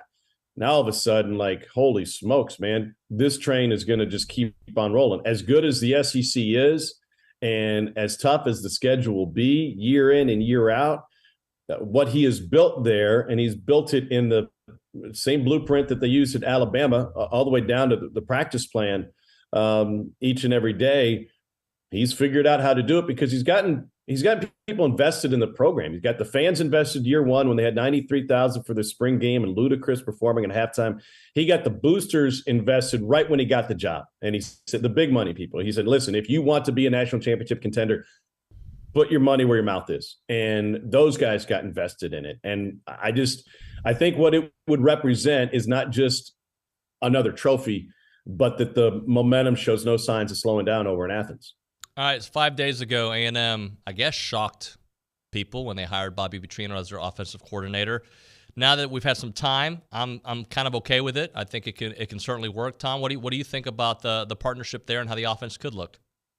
Well, it's certainly unique, right? And nobody questions Petrino's offensive bona fides. There's what he does and what he's been able to do because he's been a diverse offensive coordinator. He's been malleable to the talent that he has, and that is the secret to success in college football. And by the way, that rigidity probably is the number one complaint and criticism of what Jimbo has been, especially lately, especially from the quarterback position. And I think all of that is fair. It checks one giant box that I hadn't really given much thought how a guy like Petrino would fit into it, but in hindsight, it makes sense, is you need a very strong personality to match Jimbo's strong personality. And to take the job and to accept it, there's an agreement that says, this is what I will do, and I will be in control. And I think we saw at Auburn under Gus, when he would hire guys to run the offense, but then when things got difficult, he would then intrude on those offensive game plans and he would then flex his muscles. I don't think that this happens, right? I think the idea for this to work is that it is Petrino's and Petrino's only going forward, and he takes full ownership of it.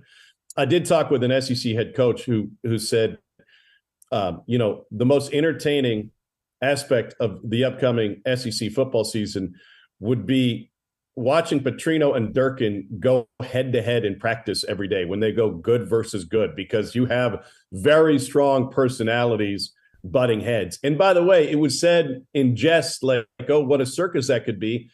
In reality, that's what makes teams better. Iron sharpens iron. Offense versus defense, let's each side get better and go out there and compete. I love that, Tom. Tom Hart here with us on TexAgs Radio, presented by David Gardner's Jewelers. Am I right? You were at the Florida game? You did the Florida A&M basketball game?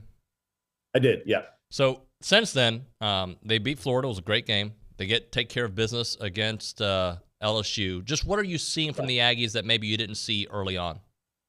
Well, first of all, I tweeted this out the next morning after I'd watched Buzz's post-game press conference, and he was asked about the jersey situation.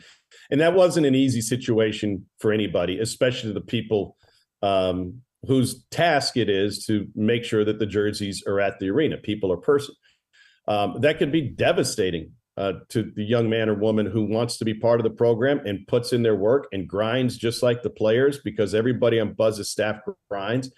I was so impressed with the way he handled it post game and the answer that he gave about taking full responsibility. And my comment at the time, and I stand by it, is that nobody in that locker room that night or associated with that team, knowing the emotions that were part of that, nobody will forget the ownership that he took as a head coach by putting himself out in front. And you could say, well, in the end, they won the game. What does 1 point matter?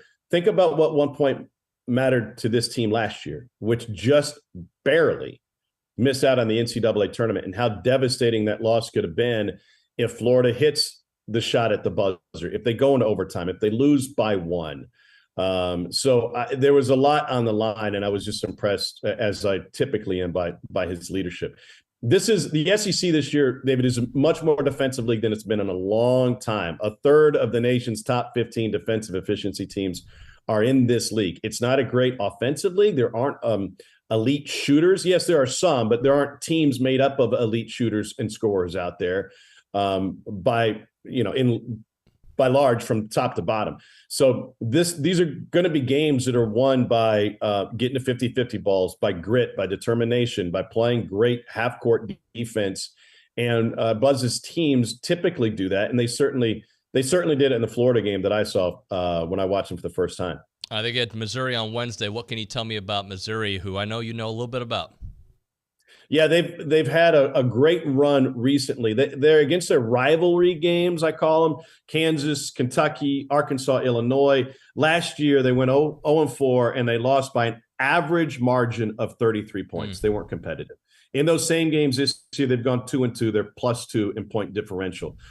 They are a scrappy defensive team. They've made some adjustments midseason. They play more zone, which has protected them after Kansas ate them up on middle ball screens. They've got, I said the league isn't made up of elite shooters, but they have willing shooters. Demoy Hodge is a guy who's not afraid to put it up, and he's had some very big games, and they're a veteran team. Like the way this Missouri team was built was, let's get some mid-major transfers that have a lot of experience. They brought them in, and they've had a ton of success early on. So they're coming off of a close win against Vandy, a close loss on the road against Arkansas. Should be a really good matchup. I think that the league's looking at 7 teams in the postseason, and that 7th and 8th spot is going to be between teams like Missouri, A&M, LSU, and decided by games just like this. It's amazing, Tom, that a couple weeks ago, I was very pessimistic about any kind of tournament because of the way the non-conference started. But when you play in the SEC, you can get some high-quality wins. And I think if they can get to 12-13, which was the number beforehand, but it just felt like not doable the way they were playing, you get production out of Julius Marble and Dennis Dixon. Dexter Dennis, excuse me. You're going to do pretty well. Yeah, Dennis has been fantastic. I was really impressed by Marble. Here's the thing about the SEC this year. The benefit where the league's a little topsy-turvy right now, so you'll get the mathematical benefit for wins against a team like Missouri, whose net still needs to improve, but is ranked, and they're having a great run, and their net's going to get better. But then you'll also get a bump against a name win against teams like Florida or Kentucky, which is really struggling and is a bubble team right now. So even though you may not get a mathematical bump, a win against and wins against Kentucky are going to be much easier this year than they have, in years past, and they were 4 years ago. Those get attention for your program. Those typically happen on ESPN. Those happen on Super Tuesday. So there's real opportunities out there throughout the league. Tom, we appreciate it, sir. Talk to you soon. All right, man. Happy New Year. Enjoy the game tonight. Yeah, man. Take care. There he is, Tom Hart, SEC Network. Good friend of the show. I love his insight. Right now we're talking Fargo's Pit Barbecue, Texas Avenue in Bryan. They're open Tuesday through Saturday. So you can go there right now and just look through the window and be all weird. That's fine. But hopefully you'll go when they're open. You can call them up, 979-778-3662, to get your order started early because they sell out very quickly. Maurice will handle that order for you. And when you go to the counter, you just ask for Alan or Belender. They'll be there, and they're going to take care of you when you walk in out there. They're one of the top 50 barbecue joints in the world, according to Texas Monthly. And the fact is, the Texas Monthly recognized it. It must be true. Texas knows it, and they know that they are the best place to go. So tomorrow, the rib tips are offered, served only on Tuesdays and Saturdays. Once they are gone, they are gone. They've got specials all the time. jump on Fargo's and get to one of their specials. They've been around for over 22 years. Take care of you. Football weekends, basketball weekends, family events, funerals, dinners, you name it. Any family gathering or celebration, that is a place to do. Good food done the right way. 1701 South Texas Avenue in Bryan. Without a doubt, the best barbecue in town. That's their trademark because it's true. It's Fargo's. He's gone to L.A. to interview Hugh Jackman, Brad Pitt, and Mark Wahlberg. Now he hangs out with Billy and O.B. It's David Nuño with TexAgs Radio on the Zone. WPI needs a service technician to diagnose and repair heavy equipment for their Bryan location. This full-time position comes with a company vehicle, insurance, 401k, paid holidays, paid vacation, and competitive pay if you or someone you know is hardworking, dependable, and looking for full-time employment in the construction equipment repair industry. Apply in person with Jesse James at WPI in Bryan, Highway 21 East at Marino Road. WPI, an equal opportunity employer. Hi, this is Jeff Vanderwood with Veribank. Veribank is continuing to grow in the Brazos Valley with a brand new full-service banking center on Highway 6 in front of Academy. We have a team of genuine bankers specializing in personal and business banking, wealth management, and investor real estate lending ready to serve you. Veribank is here to help you succeed financially, and you can bank on it. Visit Verabank.com today. That's VERA Bank.com. Verabank. Member FDIC, Equal Housing Lender. If you have a debit card, you're used to spending money. But what if your card actually ended up earning you money? That's not exactly normal, but that's what you can get at A&B. It's called Kasasa Cashback Checking. Don't mind the weird name. What you need to know is that it's a free account with cash rewards. Use your debit card for everyday purchases, and we'll pay you cash back every month. If that doesn't sound like normal banking, well, guess what? We're not a normal bank. So contact A&B today and ask for Kasasa or visit ANB.com. Equal Housing Lender, member FDIC. The love that I have for Texas A&M is just feeling so much a part of the school, feeling like there's always people there to support you, that you've got a friend no matter what. I'd want to give a student the chance to do something they want to do. And the association, I know, gave a lot of my friends the ability to go forward and to actually pick the major they wanted, do the studies they wanted to do. When I started thinking about college, I had one goal in mind, and that was my parents will not pay for my schooling.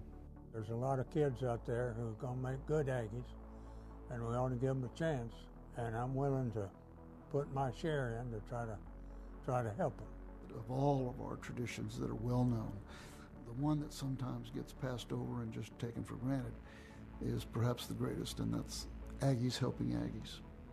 To learn more about the association's impact or to make a gift, visit tx.ag/giving. You can hear the College Football National Championship game Monday night right here on The Zone, thanks to Hungry Howie's. TCU, Georgia. The coverage starts at 5:30 this Monday right here on The Zone, 1150 AM and 93.7 FM. You can listen online at radioaggieland.com. Also, you can tell Alexa, play Zone 1150. It's the national championship game here on The Zone, and it's all thanks to Hungry Howie's.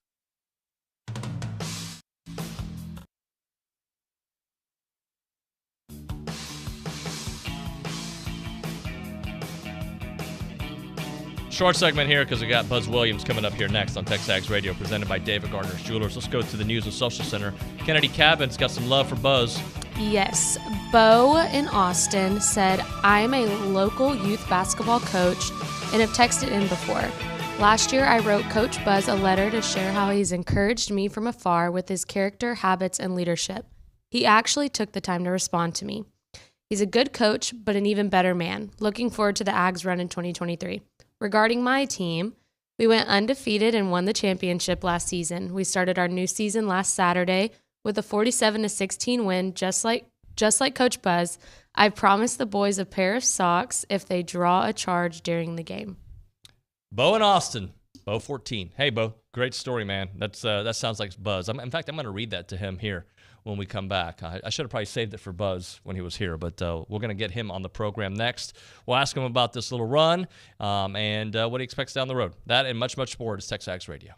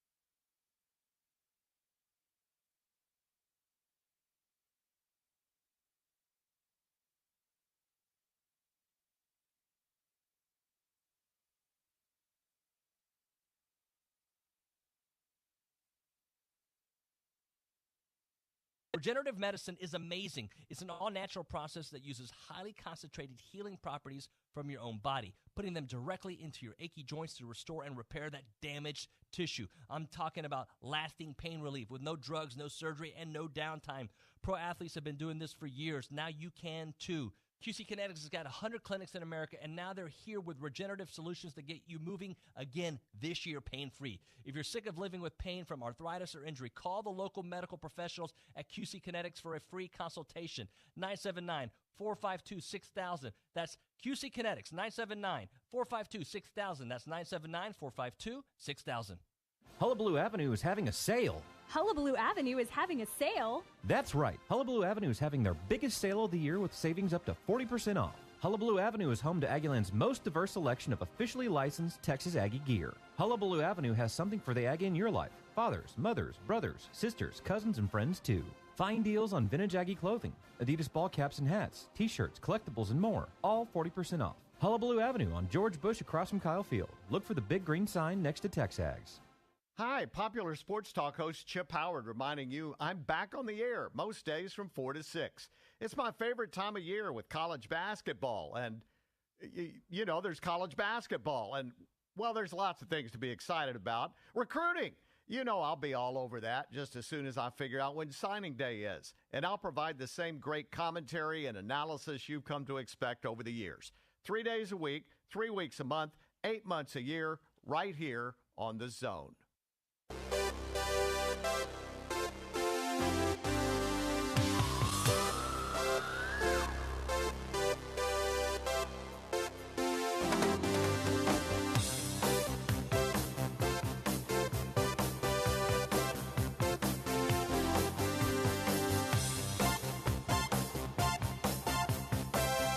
And we're back, TexAgs Radio, presented by David Gardner's Jewelers here in the Rollo Insurance Studio. Billy's with us in studio, but let's go straight to the hotline as Buzz Williams is joining us after a nice victory against LSU. Defensive performance and Julius Marble doing big things. Buzz, welcome to the show. How are you, sir?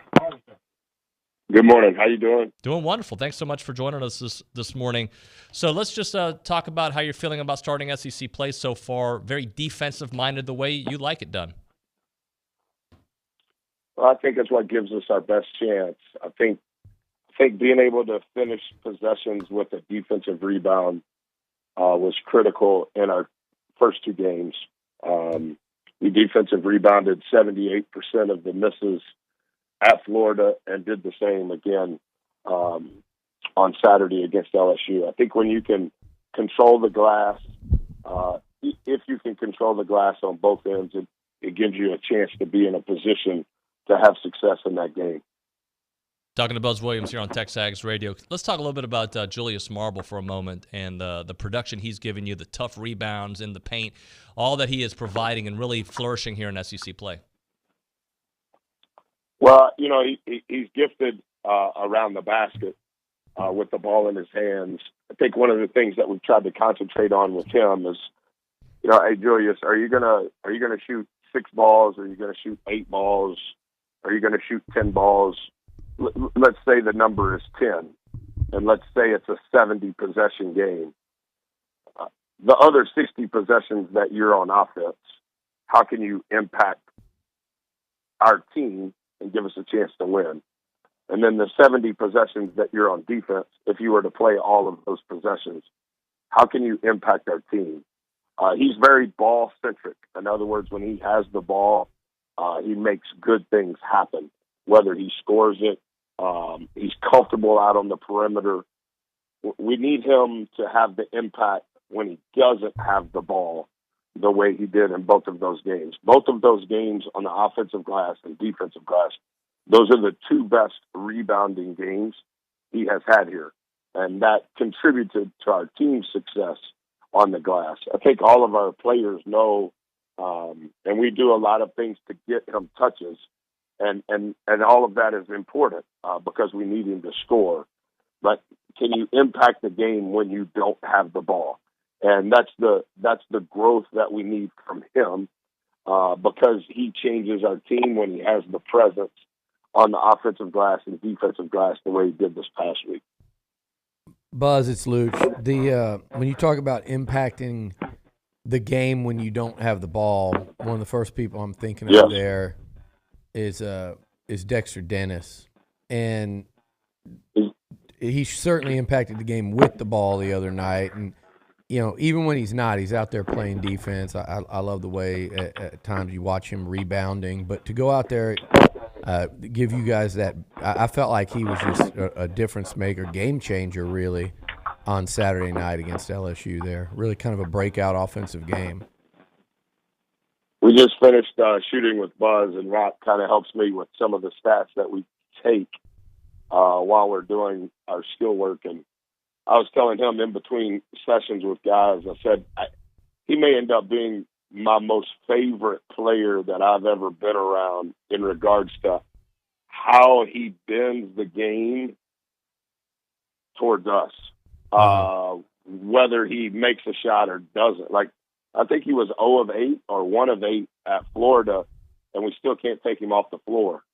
And yes, he did shoot the ball well and had some great finishes at the rim on Saturday. But what you said, Luch, is spot on. And I think, in truth, a little bit with Mo, a little bit with Julius, I'm learning that in real time and being reminded of Dexter's impact without the ball. And a byproduct of that is I'm trying to explain that more and more in different ways, in different clips with our team, but specifically with Ju and Mo before he got hurt, because it's hard to take Dexter off the floor. And he's at the front of the press. He's guarding their best player. Even when we played Northwestern State, everything was ISO, and they're doing everything they can to get the matchup that they wanted. And Dexter's like, no, I'm just going to stay right here, because whoever ends up at the top, that's who's going to shoot it. So I'll just stay right here. And, man, he just plays so hard and makes such an impact on both ends. He puts pressure on the rim, on the glass offensively. He puts pressure on the rim off the bounce. And then defensively, I was telling the radio guys after the game, Luke's like, he's the best listener I've ever coached as a head coach. He's incredibly intelligent. But when you tell him something, you never have to tell him again. Like, literally, you don't have to tell him again. And I picked up on that early before the season ever started. And now it's almost like I tell him things to get it out of my brain, because I know when I say it, he's got it. To the point, in the last 2 weeks since Christmas, I will tell him things that don't apply to him for him to coach those things, so I don't have to coach him anymore, because he can absorb it and then execute it in a way that I've never seen as a head coach. Like, it's otherworldly, his ability to receive information, process that information, and then in real time absorb it. Like, he's a go-get for us on the offensive glass. And as I mentioned earlier, that's become so imperative to our team. But in certain scenarios, when certain players shoot, he's a get-back. Yeah. So in other words, when Lucci shoots it, you can rebound. When Buzz shoots it, you got to get back. Yeah. And I watched the clips. I watched the game, a few hours after each game on the plane home or after media on Saturday. And you can see his body in motion doing his job relative to, did Lucci shoot it or did Buzz shoot it? And he never makes a mistake. Yeah. Literally, he never makes a mistake. His body is in motion on the rise of the shot. His impact on our team has been superb. Man, I'll tell you what, superb also has been just watching the toughness the last two games. I mean, you're talking about Florida and LSU, and I don't know where they're going to be when the year ends. I don't care. I know the history with A&M basketball with those two programs. I know those two programs' history, the athletes they put on the court to go win in Gainesville, and then to beat LSU really wire to wire. I know it's a small sample size, and I know you guys got a really big one on Wednesday or this week against Mizzou. But how do you take a second to go to when you're watching that tape with the staff and you take a second and go, okay, I'm really proud of the way these guys are playing. They got to sustain it. But, man, I just feel like the uptick in just the tough mental toughness and physical toughness, really, that Florida game was such a grind that they've shown these last couple games is really encouraging. Well, we never flinched. Yeah. And it, to their credit, that's why we won. And that's also the reason we were inconsistent in non-conference play. And so we dug ourselves a hole. We played a much more difficult schedule, but we dug ourselves a hole. And we dug ourselves a hole because we were too inconsistent in our toughness category. And the reason, to some degree, that we had success this past week was because of our toughness. Yeah. And I think, like all coaches, you try to address that in a myriad of ways, in words, but also in showing it to them in different clips. And, like at Florida, we had 6 different players that were first to the floor. That's a stat that we track. We had 3 different players take charges. Yeah. We had 2 charges again on Saturday. There are intangibles of toughness that you can track. And I think that in real time, as often as possible, you have to address those things in real time. You have to show them those things in real time. You have to tell them those things in real time. Like that play, that situation, that was your toughness. That was not in the box score, but your toughness, our toughness, that was the separator in that particular momentum swing when we could have, Henry gets hurt, Mo gets hurt, Jew's in foul trouble in the early of the second half. Like they never flinched, and that's a sign of toughness. And we've got to continue to build on that because that's got to be what we're based on. But I thought that the 400 minutes that we played last week were easily the best 400 minutes that we have played in all of our games relative to toughness. Buzz, we got about a minute and a half left. I want to read you this text that came in that speaks about you. I'm a local youth basketball coach and have texted in before. Last year, I wrote Coach Buzz a letter to share how he was encouraging me from afar with character, habits, leadership. He actually took the time to respond to me. He's a good coach, but an even better man. Looking forward to the Ags run in 2023. I don't read that, so everybody sends you a letter today, Buzz, but just shows you the kind of love you're getting out there on and off the court. Well, whoever sent it, I appreciate it. This business makes you go so fast that you kind of live in an alternate reality. You're at your office, you're at your house, and that's the life I chose, and I'm very grateful, and it's bigger than any dream that I ever had as a kid. I've been a college coach 29 years, and anytime anybody has written me a handwritten letter, I have always responded. I have 12 on my desk from last week that I haven't responded to because my time is really accounted for from Christmas to spring break. But if somebody writes me a handwritten letter, I always write them back. If they send me an email, I haven't checked email in years, so I don't respond.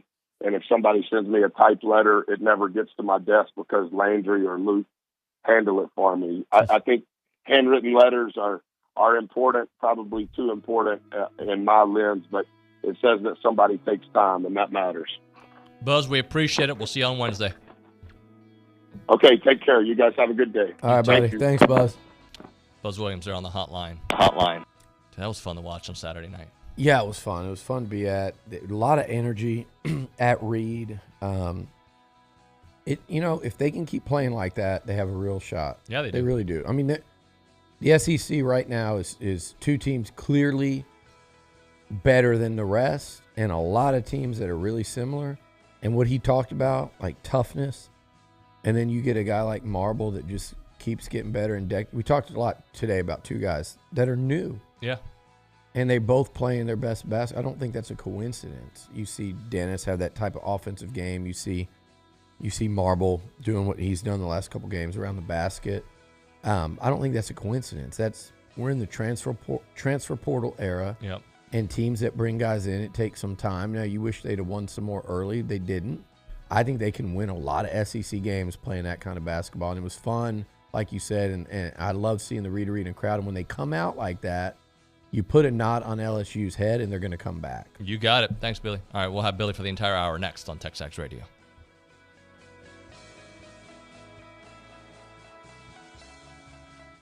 You can hear the Paul Feinbaum Show weekdays 2 to 4 here on the Zone. Presented by Polaris Fun Center. Paul Feinbaum is SEC Country, and Aggieland is SEC Country too. Join Paul weekdays 2 to 4 here on the Zone. Polaris Fun Center sells and service Polaris ATVs, Rangers, Razors, Global Electric Cars, and the Polaris Slingshot. Polaris Fun Center, where they sell and service fun, not tractors. The voice of the SEC. And you can hear Paul Feinbaum weekdays 2 to 4 here on the Zone.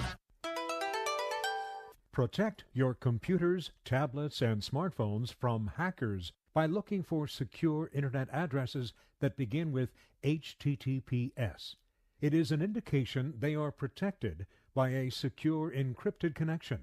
Only encrypted websites can help secure your internet communications and act as your first line of defense against hackers. A public service message from the Consumer Electronics Association. Listen to The Zone on 1150 AM, 93.7 FM, radioaggieland.com, or you can tell your smart speaker to play Zone 1150. Listen to The Zone wherever you go. This is KZNE College Station Bryan.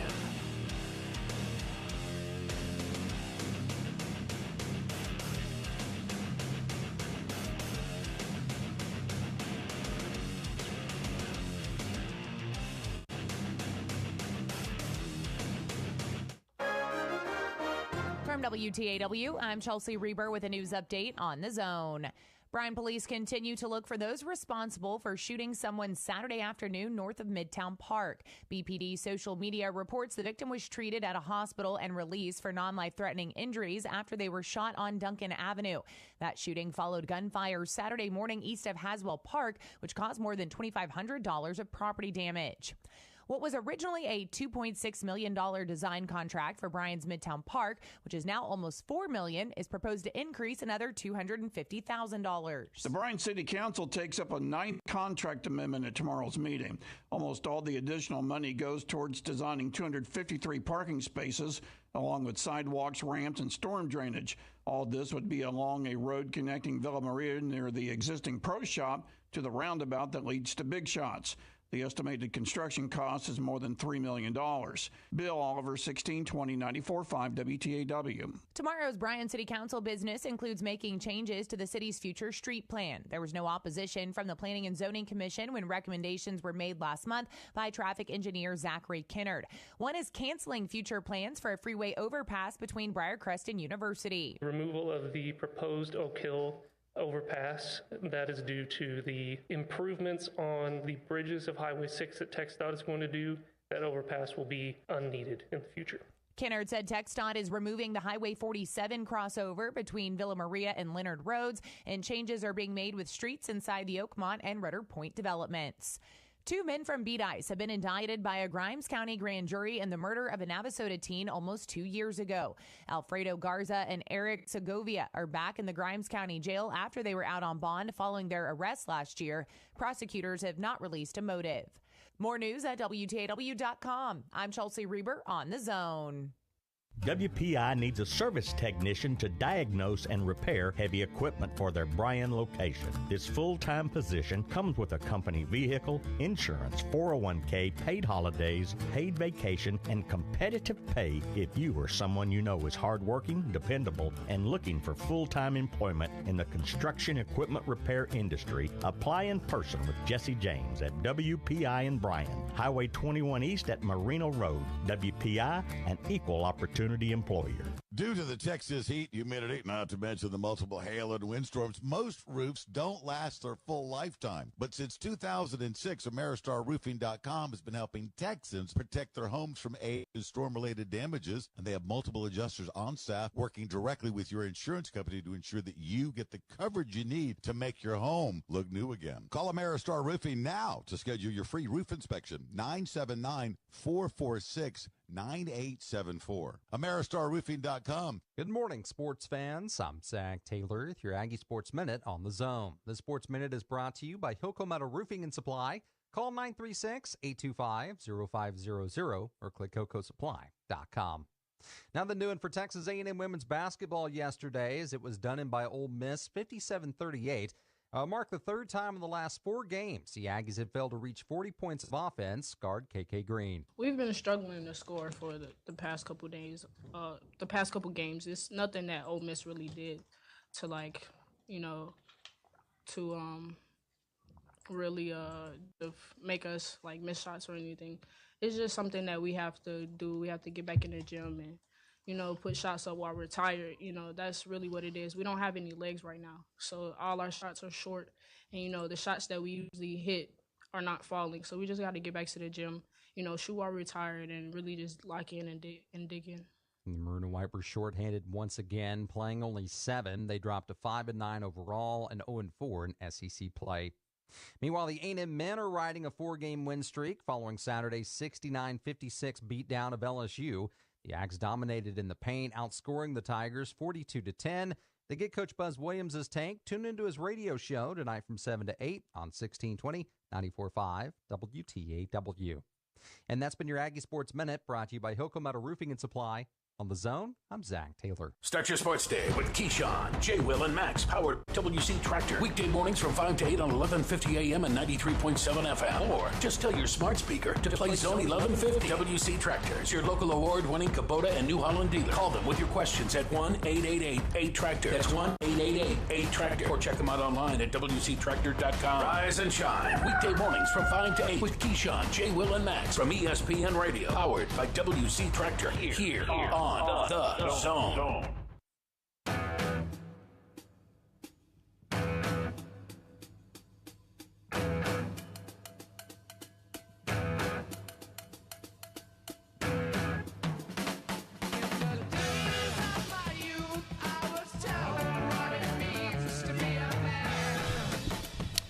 Hello, everyone. TexAgs Radio, hour number 3, presented by David Gardner's Jewelers in the Rollo Insurance Studio. Billy Lucci's with us here.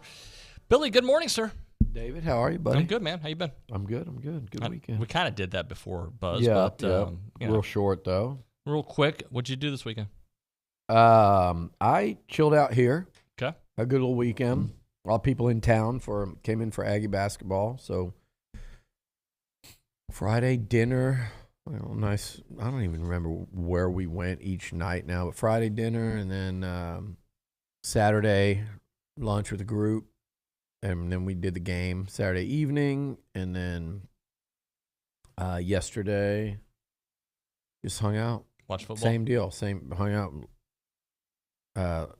Friends in town that went to the game, went and breakfast with them, hung out during the day, watched a lot of football, which I typically don't do NFL-wise, and this is the time of year where I watch a lot more of it. Yep. I'm typically like NFL in the background while I'm either working or – Sunday after a football game, you're still in college football mode, but I'm at the game on. I'm typically the Sunday night football, Monday night football guy is what I am. And maybe that 3 o'clock window, I've got more of it on. But this weekend, I actually watched a lot of it because I was very interested in the playoffs. And now, obviously playoff games, I'll watch all of them every weekend pretty much from here on out. But it's kind of like baseball. MLB, if I go to the game, great, but I'm not watching a ton of them. But then once playoffs start, I'm watching every league, every game, whenever you can. Yeah, no, it was fun to see, and I'm sure we'll talk Dan Campbell, talk Texans, and Cowboys. Well, let's talk them. Yeah, you want to talk them now? Just get it out of the way. Let's get it out of the way. How about your boy? You posted a nice little picture from back in the day. Yeah, and what's funny is I was looking up pictures, and I was like, there are a lot of them that. So a lot involving Steve or Seth too, that I wouldn't post on Twitter. Right. Not because I care. It's nothing, bad, but I'm just like, he is the head coach of the Lions, and he is an NFL head coach, and we're not going to put something that just inadvertently goes, nothing crazy, Yeah, but like, of course. They win the Big 12 title, and there's Dan, with the, polishing off the empty bottle of tequila with the worm in his mouth, just things like that. Normal, but you put that out on Twitter, and it just, you never know when it's going to get 50,000 likes and make its way back and be like a 5-minute distraction at the office, and I'm talking about just people giving him a hard time about it. So Or in a press conference. not that. Yeah, I'm not. And he would handle it fine. I'm being overly cautious, but that's kind of the way I always am. Hell, I'm even like that sometimes with Johnny or pictures of him where he could give a damn, Right. And I'm not talking about crazy stuff, but just with Dan, it was like damn near every one of them. I was like, oh no, there he's flipping off the camera, or oh, there's, and it was just one thing after another. So I was just like, well, a couple of them were just because his hair looked so outlandish. I didn't want those going around, but that was the tamest one I could find, where we both wins, looked like man. we were about 16.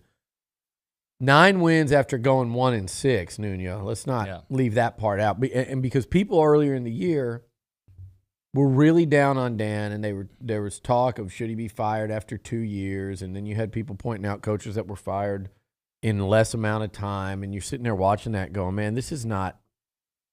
It can't end for him that quickly, because I knew what he was capable of, and I think anybody that knows him as a coach or person knew what he was capable of, and it would have been such a shame had they, at 1-6, you lose a couple more close games. And I told anybody that asked, I said, no, I think the Lions are fully in with Dan, and I thought he would, no matter what, he was going to get a third year. Now, I didn't think they'd go 1-15 or anything, but I thought, if things still went bad, I thought they were going to give him a third year. I think they really like him there. Ownership likes him. They're bought in. They believe. It's the opposite of everything going on with the Texans. They have a plan. They have a roadmap. They hired someone that they truly believe in. It wasn't, they're not setting Dan up to fail. Like the Lions have done, they've been a bad organization for a long, long time. And that's where the Texans are now. But, man, I love it for him. I love it for AG. I love it for those players. You got to know them a little bit during Hard Knocks. And you watch them, man. In pro sports, when you don't have things to play for, and a lot of pro sports, you don't see them rallying around their coach or manager the way they do Dan. And it's not common. You don't see the Cowboys doing that with McCarthy. You don't see, you do see it like the Astros and Dusty Baker. Is Dusty Baker the greatest manager ever? No, but they love him, and they were connected. You say what you will, that was a connected group there, and they were happy to see him win. And I feel like it's the same way with Dan and that team. And man, I loved just him sitting there saying, we don't want them to go. That's it. That's the motivation. That reminded me of the LSU A&M game. Yeah. You don't have anything to play for, but let's give it our best shot. Now, and the difference was they started the day mentally wired in, thinking we're going to go take the field at Lambeau with a chance to go to the playoffs. I mean, that was a whole different. But they could have been 1-15 at that time, and Dan would have said the same thing. And I think his team would have played the same way. And if I'm not mistaken, and maybe I'm wrong, I think the Lions ended last year beating Green Bay when the game didn't matter at all, and the Lions beat them. And I think that, they beat them twice this year. Now, that sets a tone.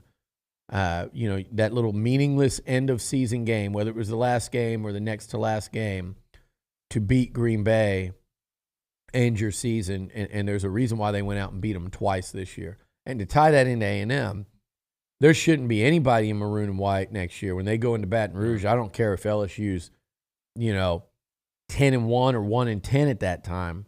There shouldn't be a person in that locker room to go in there not thinking they can go beat that ass on the Bayou. Yeah. By the way, I'm looking at this. Yep. You are correct. They Okay. beat them 37-30. Yeah, it was it was at home, I think, and it was a last-minute type game. Yeah. It was a big deal for, and, you know, it was kind of, again, it's a tone setter. It's a feel good going into the off season type of deal. So, anyway, the funniest part for me was after the game. I was going to type in Dan Campbell because I wanted to see if they had his post game speech and not do it on Twitter. And before I could finish his name, it comes up Dan Campbell's nose. That was a thing? You got it. If you want to see some funny, Twitter can be really funny sometimes. You go read all the comments about his red nose and how they were afraid his nose was going to fall off during the game. Like, he had to call that trick play at the end. He could not afford overtime. His nose was literally going to fall off if they played any longer. And it's just all these comments about his nose, which it was, I mean, come on, Dan. It was absolutely ridiculous. And I think at the end of the game, he had like a runny nose where it had frozen. Oh, no. I'm pretty sure I saw that after the game, but none of that should surprise anyone. But that just looked absolutely ridiculous. How about the Lovey Stones or lack of awareness? And that, did it cost him his job? Was he going to get fired anyway? Does it even matter? It's the Texans. Here's the thing. I think Lovey Smith, just like Culley before him. Now, Culley had no credentials really to get one of those head coaching jobs. Lovey did, certainly. I mean, Lovey Smith's an NFL head coach. You know, this might have been his last shot at it. But both those guys were hired to fail. They just were. They had no chance. Just like I was talking about with the Lions and stuff. Like, you see that around the league at certain jobs, and the Texans have become that job. And I remember watching Gary Kubiak lead them to several playoff berths, even Bill O'Brien, and just the rot from within that building has been sad to watch. Not that the Texans were ever a Super Bowl contender. They were respected and young NFL franchise. Yeah. They went to the playoffs, what I would say fairly regularly. Now they're a joke. They're a complete joke, and those two guys were completely set up to fail, and I get it. Like, you take those jobs, they're NFL head jobs, and you know, I look at it on the one hand and I go, those dudes made more money in that 1 year than I don't know how many times you and I can add up our salaries to make what an NFL head coach made in 1 year. I don't know what that is, but I know that in comparison, you know, to their peers, they took dead-end jobs. Yep. And so in their industry, everything's relative, you know, everything's relative. So forget about what I make or what you make or what a teacher or a cop or someone that runs a small business or restaurant. Forget about what that. We're talking about within their industry. They took a job knowing, hey, I'm not really going to have any chance here. And I think it's crap. And it's a sign of a terrible franchise. Yep. And now you're the Texans, and what are you going to do? Like, who takes that job, knowing what they know about the franchise? You know, and somebody will. Yep. And I don't care who it is, I hope they have an actual chance. But Lovey winning I don't think they fired him because he won that game. And if it comes out they did, then they just need to clean everybody out of there. Everybody. Just sweep them out, start over, detonate the whole thing, blow it up. Because they should do it anyway. They probably should, yeah. But if that's why, but really, they went 3-13. They were an awful football team. I don't think it needs to end with Lovey. I think they need to get rid of everyone, like you said, in charge and running that thing. You hold him accountable, fine. That was a terrible year. Yeah, you had no chance to succeed, but you also didn't. Yeah, you won. We're not firing you because you won one game. We're firing you because you won 3. But we were going to fire you from the day we hired you because Bill Belichick couldn't have come in here and got this team respectable. You know, nobody could have. It's that bad. The players, the team we put around you is that bad. How long has Caserio been there? 3 years? When is he getting on the clock? Yeah, to me, he should be out today, the day after. Like, boom, boom, done. I don't think we're going to see that yet. We should. He would have, I think, if he was going to. And I think the statement from Cal yesterday was, we're going to work together in finding a head coach. Yeah, I mean, it's awful. I mean, go hire a damn search firm. By the way, me and you could sit here and find a head coach for an NFL team. It's not like there's that many guys capable and qualified to do it. We can just go do a quick Google search and figure out somebody that could go in there and, it's not hard to do. No. I'm sorry. It's hiring a head football coach in the NFL it's not rocket science, and they make it seem like it is at some of these places. But, I mean, at the end of the day, the Texans are an absolute laughingstock. I'm glad they won yesterday. I don't know. If you're a Houston Texans fan, I don't care. And now, if it was a one thing where there was one obvious quarterback and the team in front of you, the Bears, were going to take him and you win in that game against – I get that. I still haven't understood the art of throwing the game other than just putting the wrong people on the field.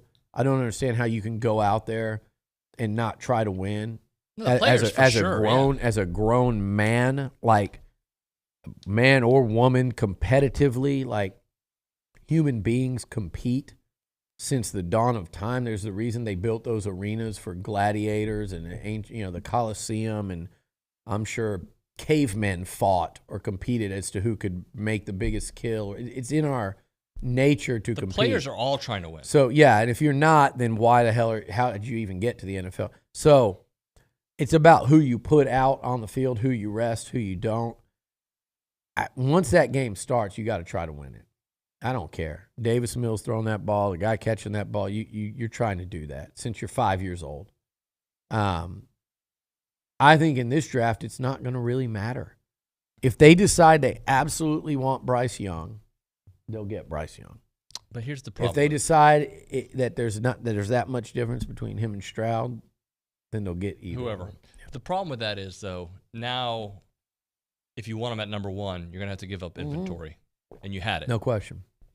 Yeah, because you're jockeying against the other teams. They're going to try to. The Bears are just like, here it is. But for Lovey and the rest of the guys, of course they're trying to win the game. It's just a classic Texans thing to do. Let's hit a break. We'll come back with more. Right now we're talking about the Association of Former Students. They've been around for 140 years.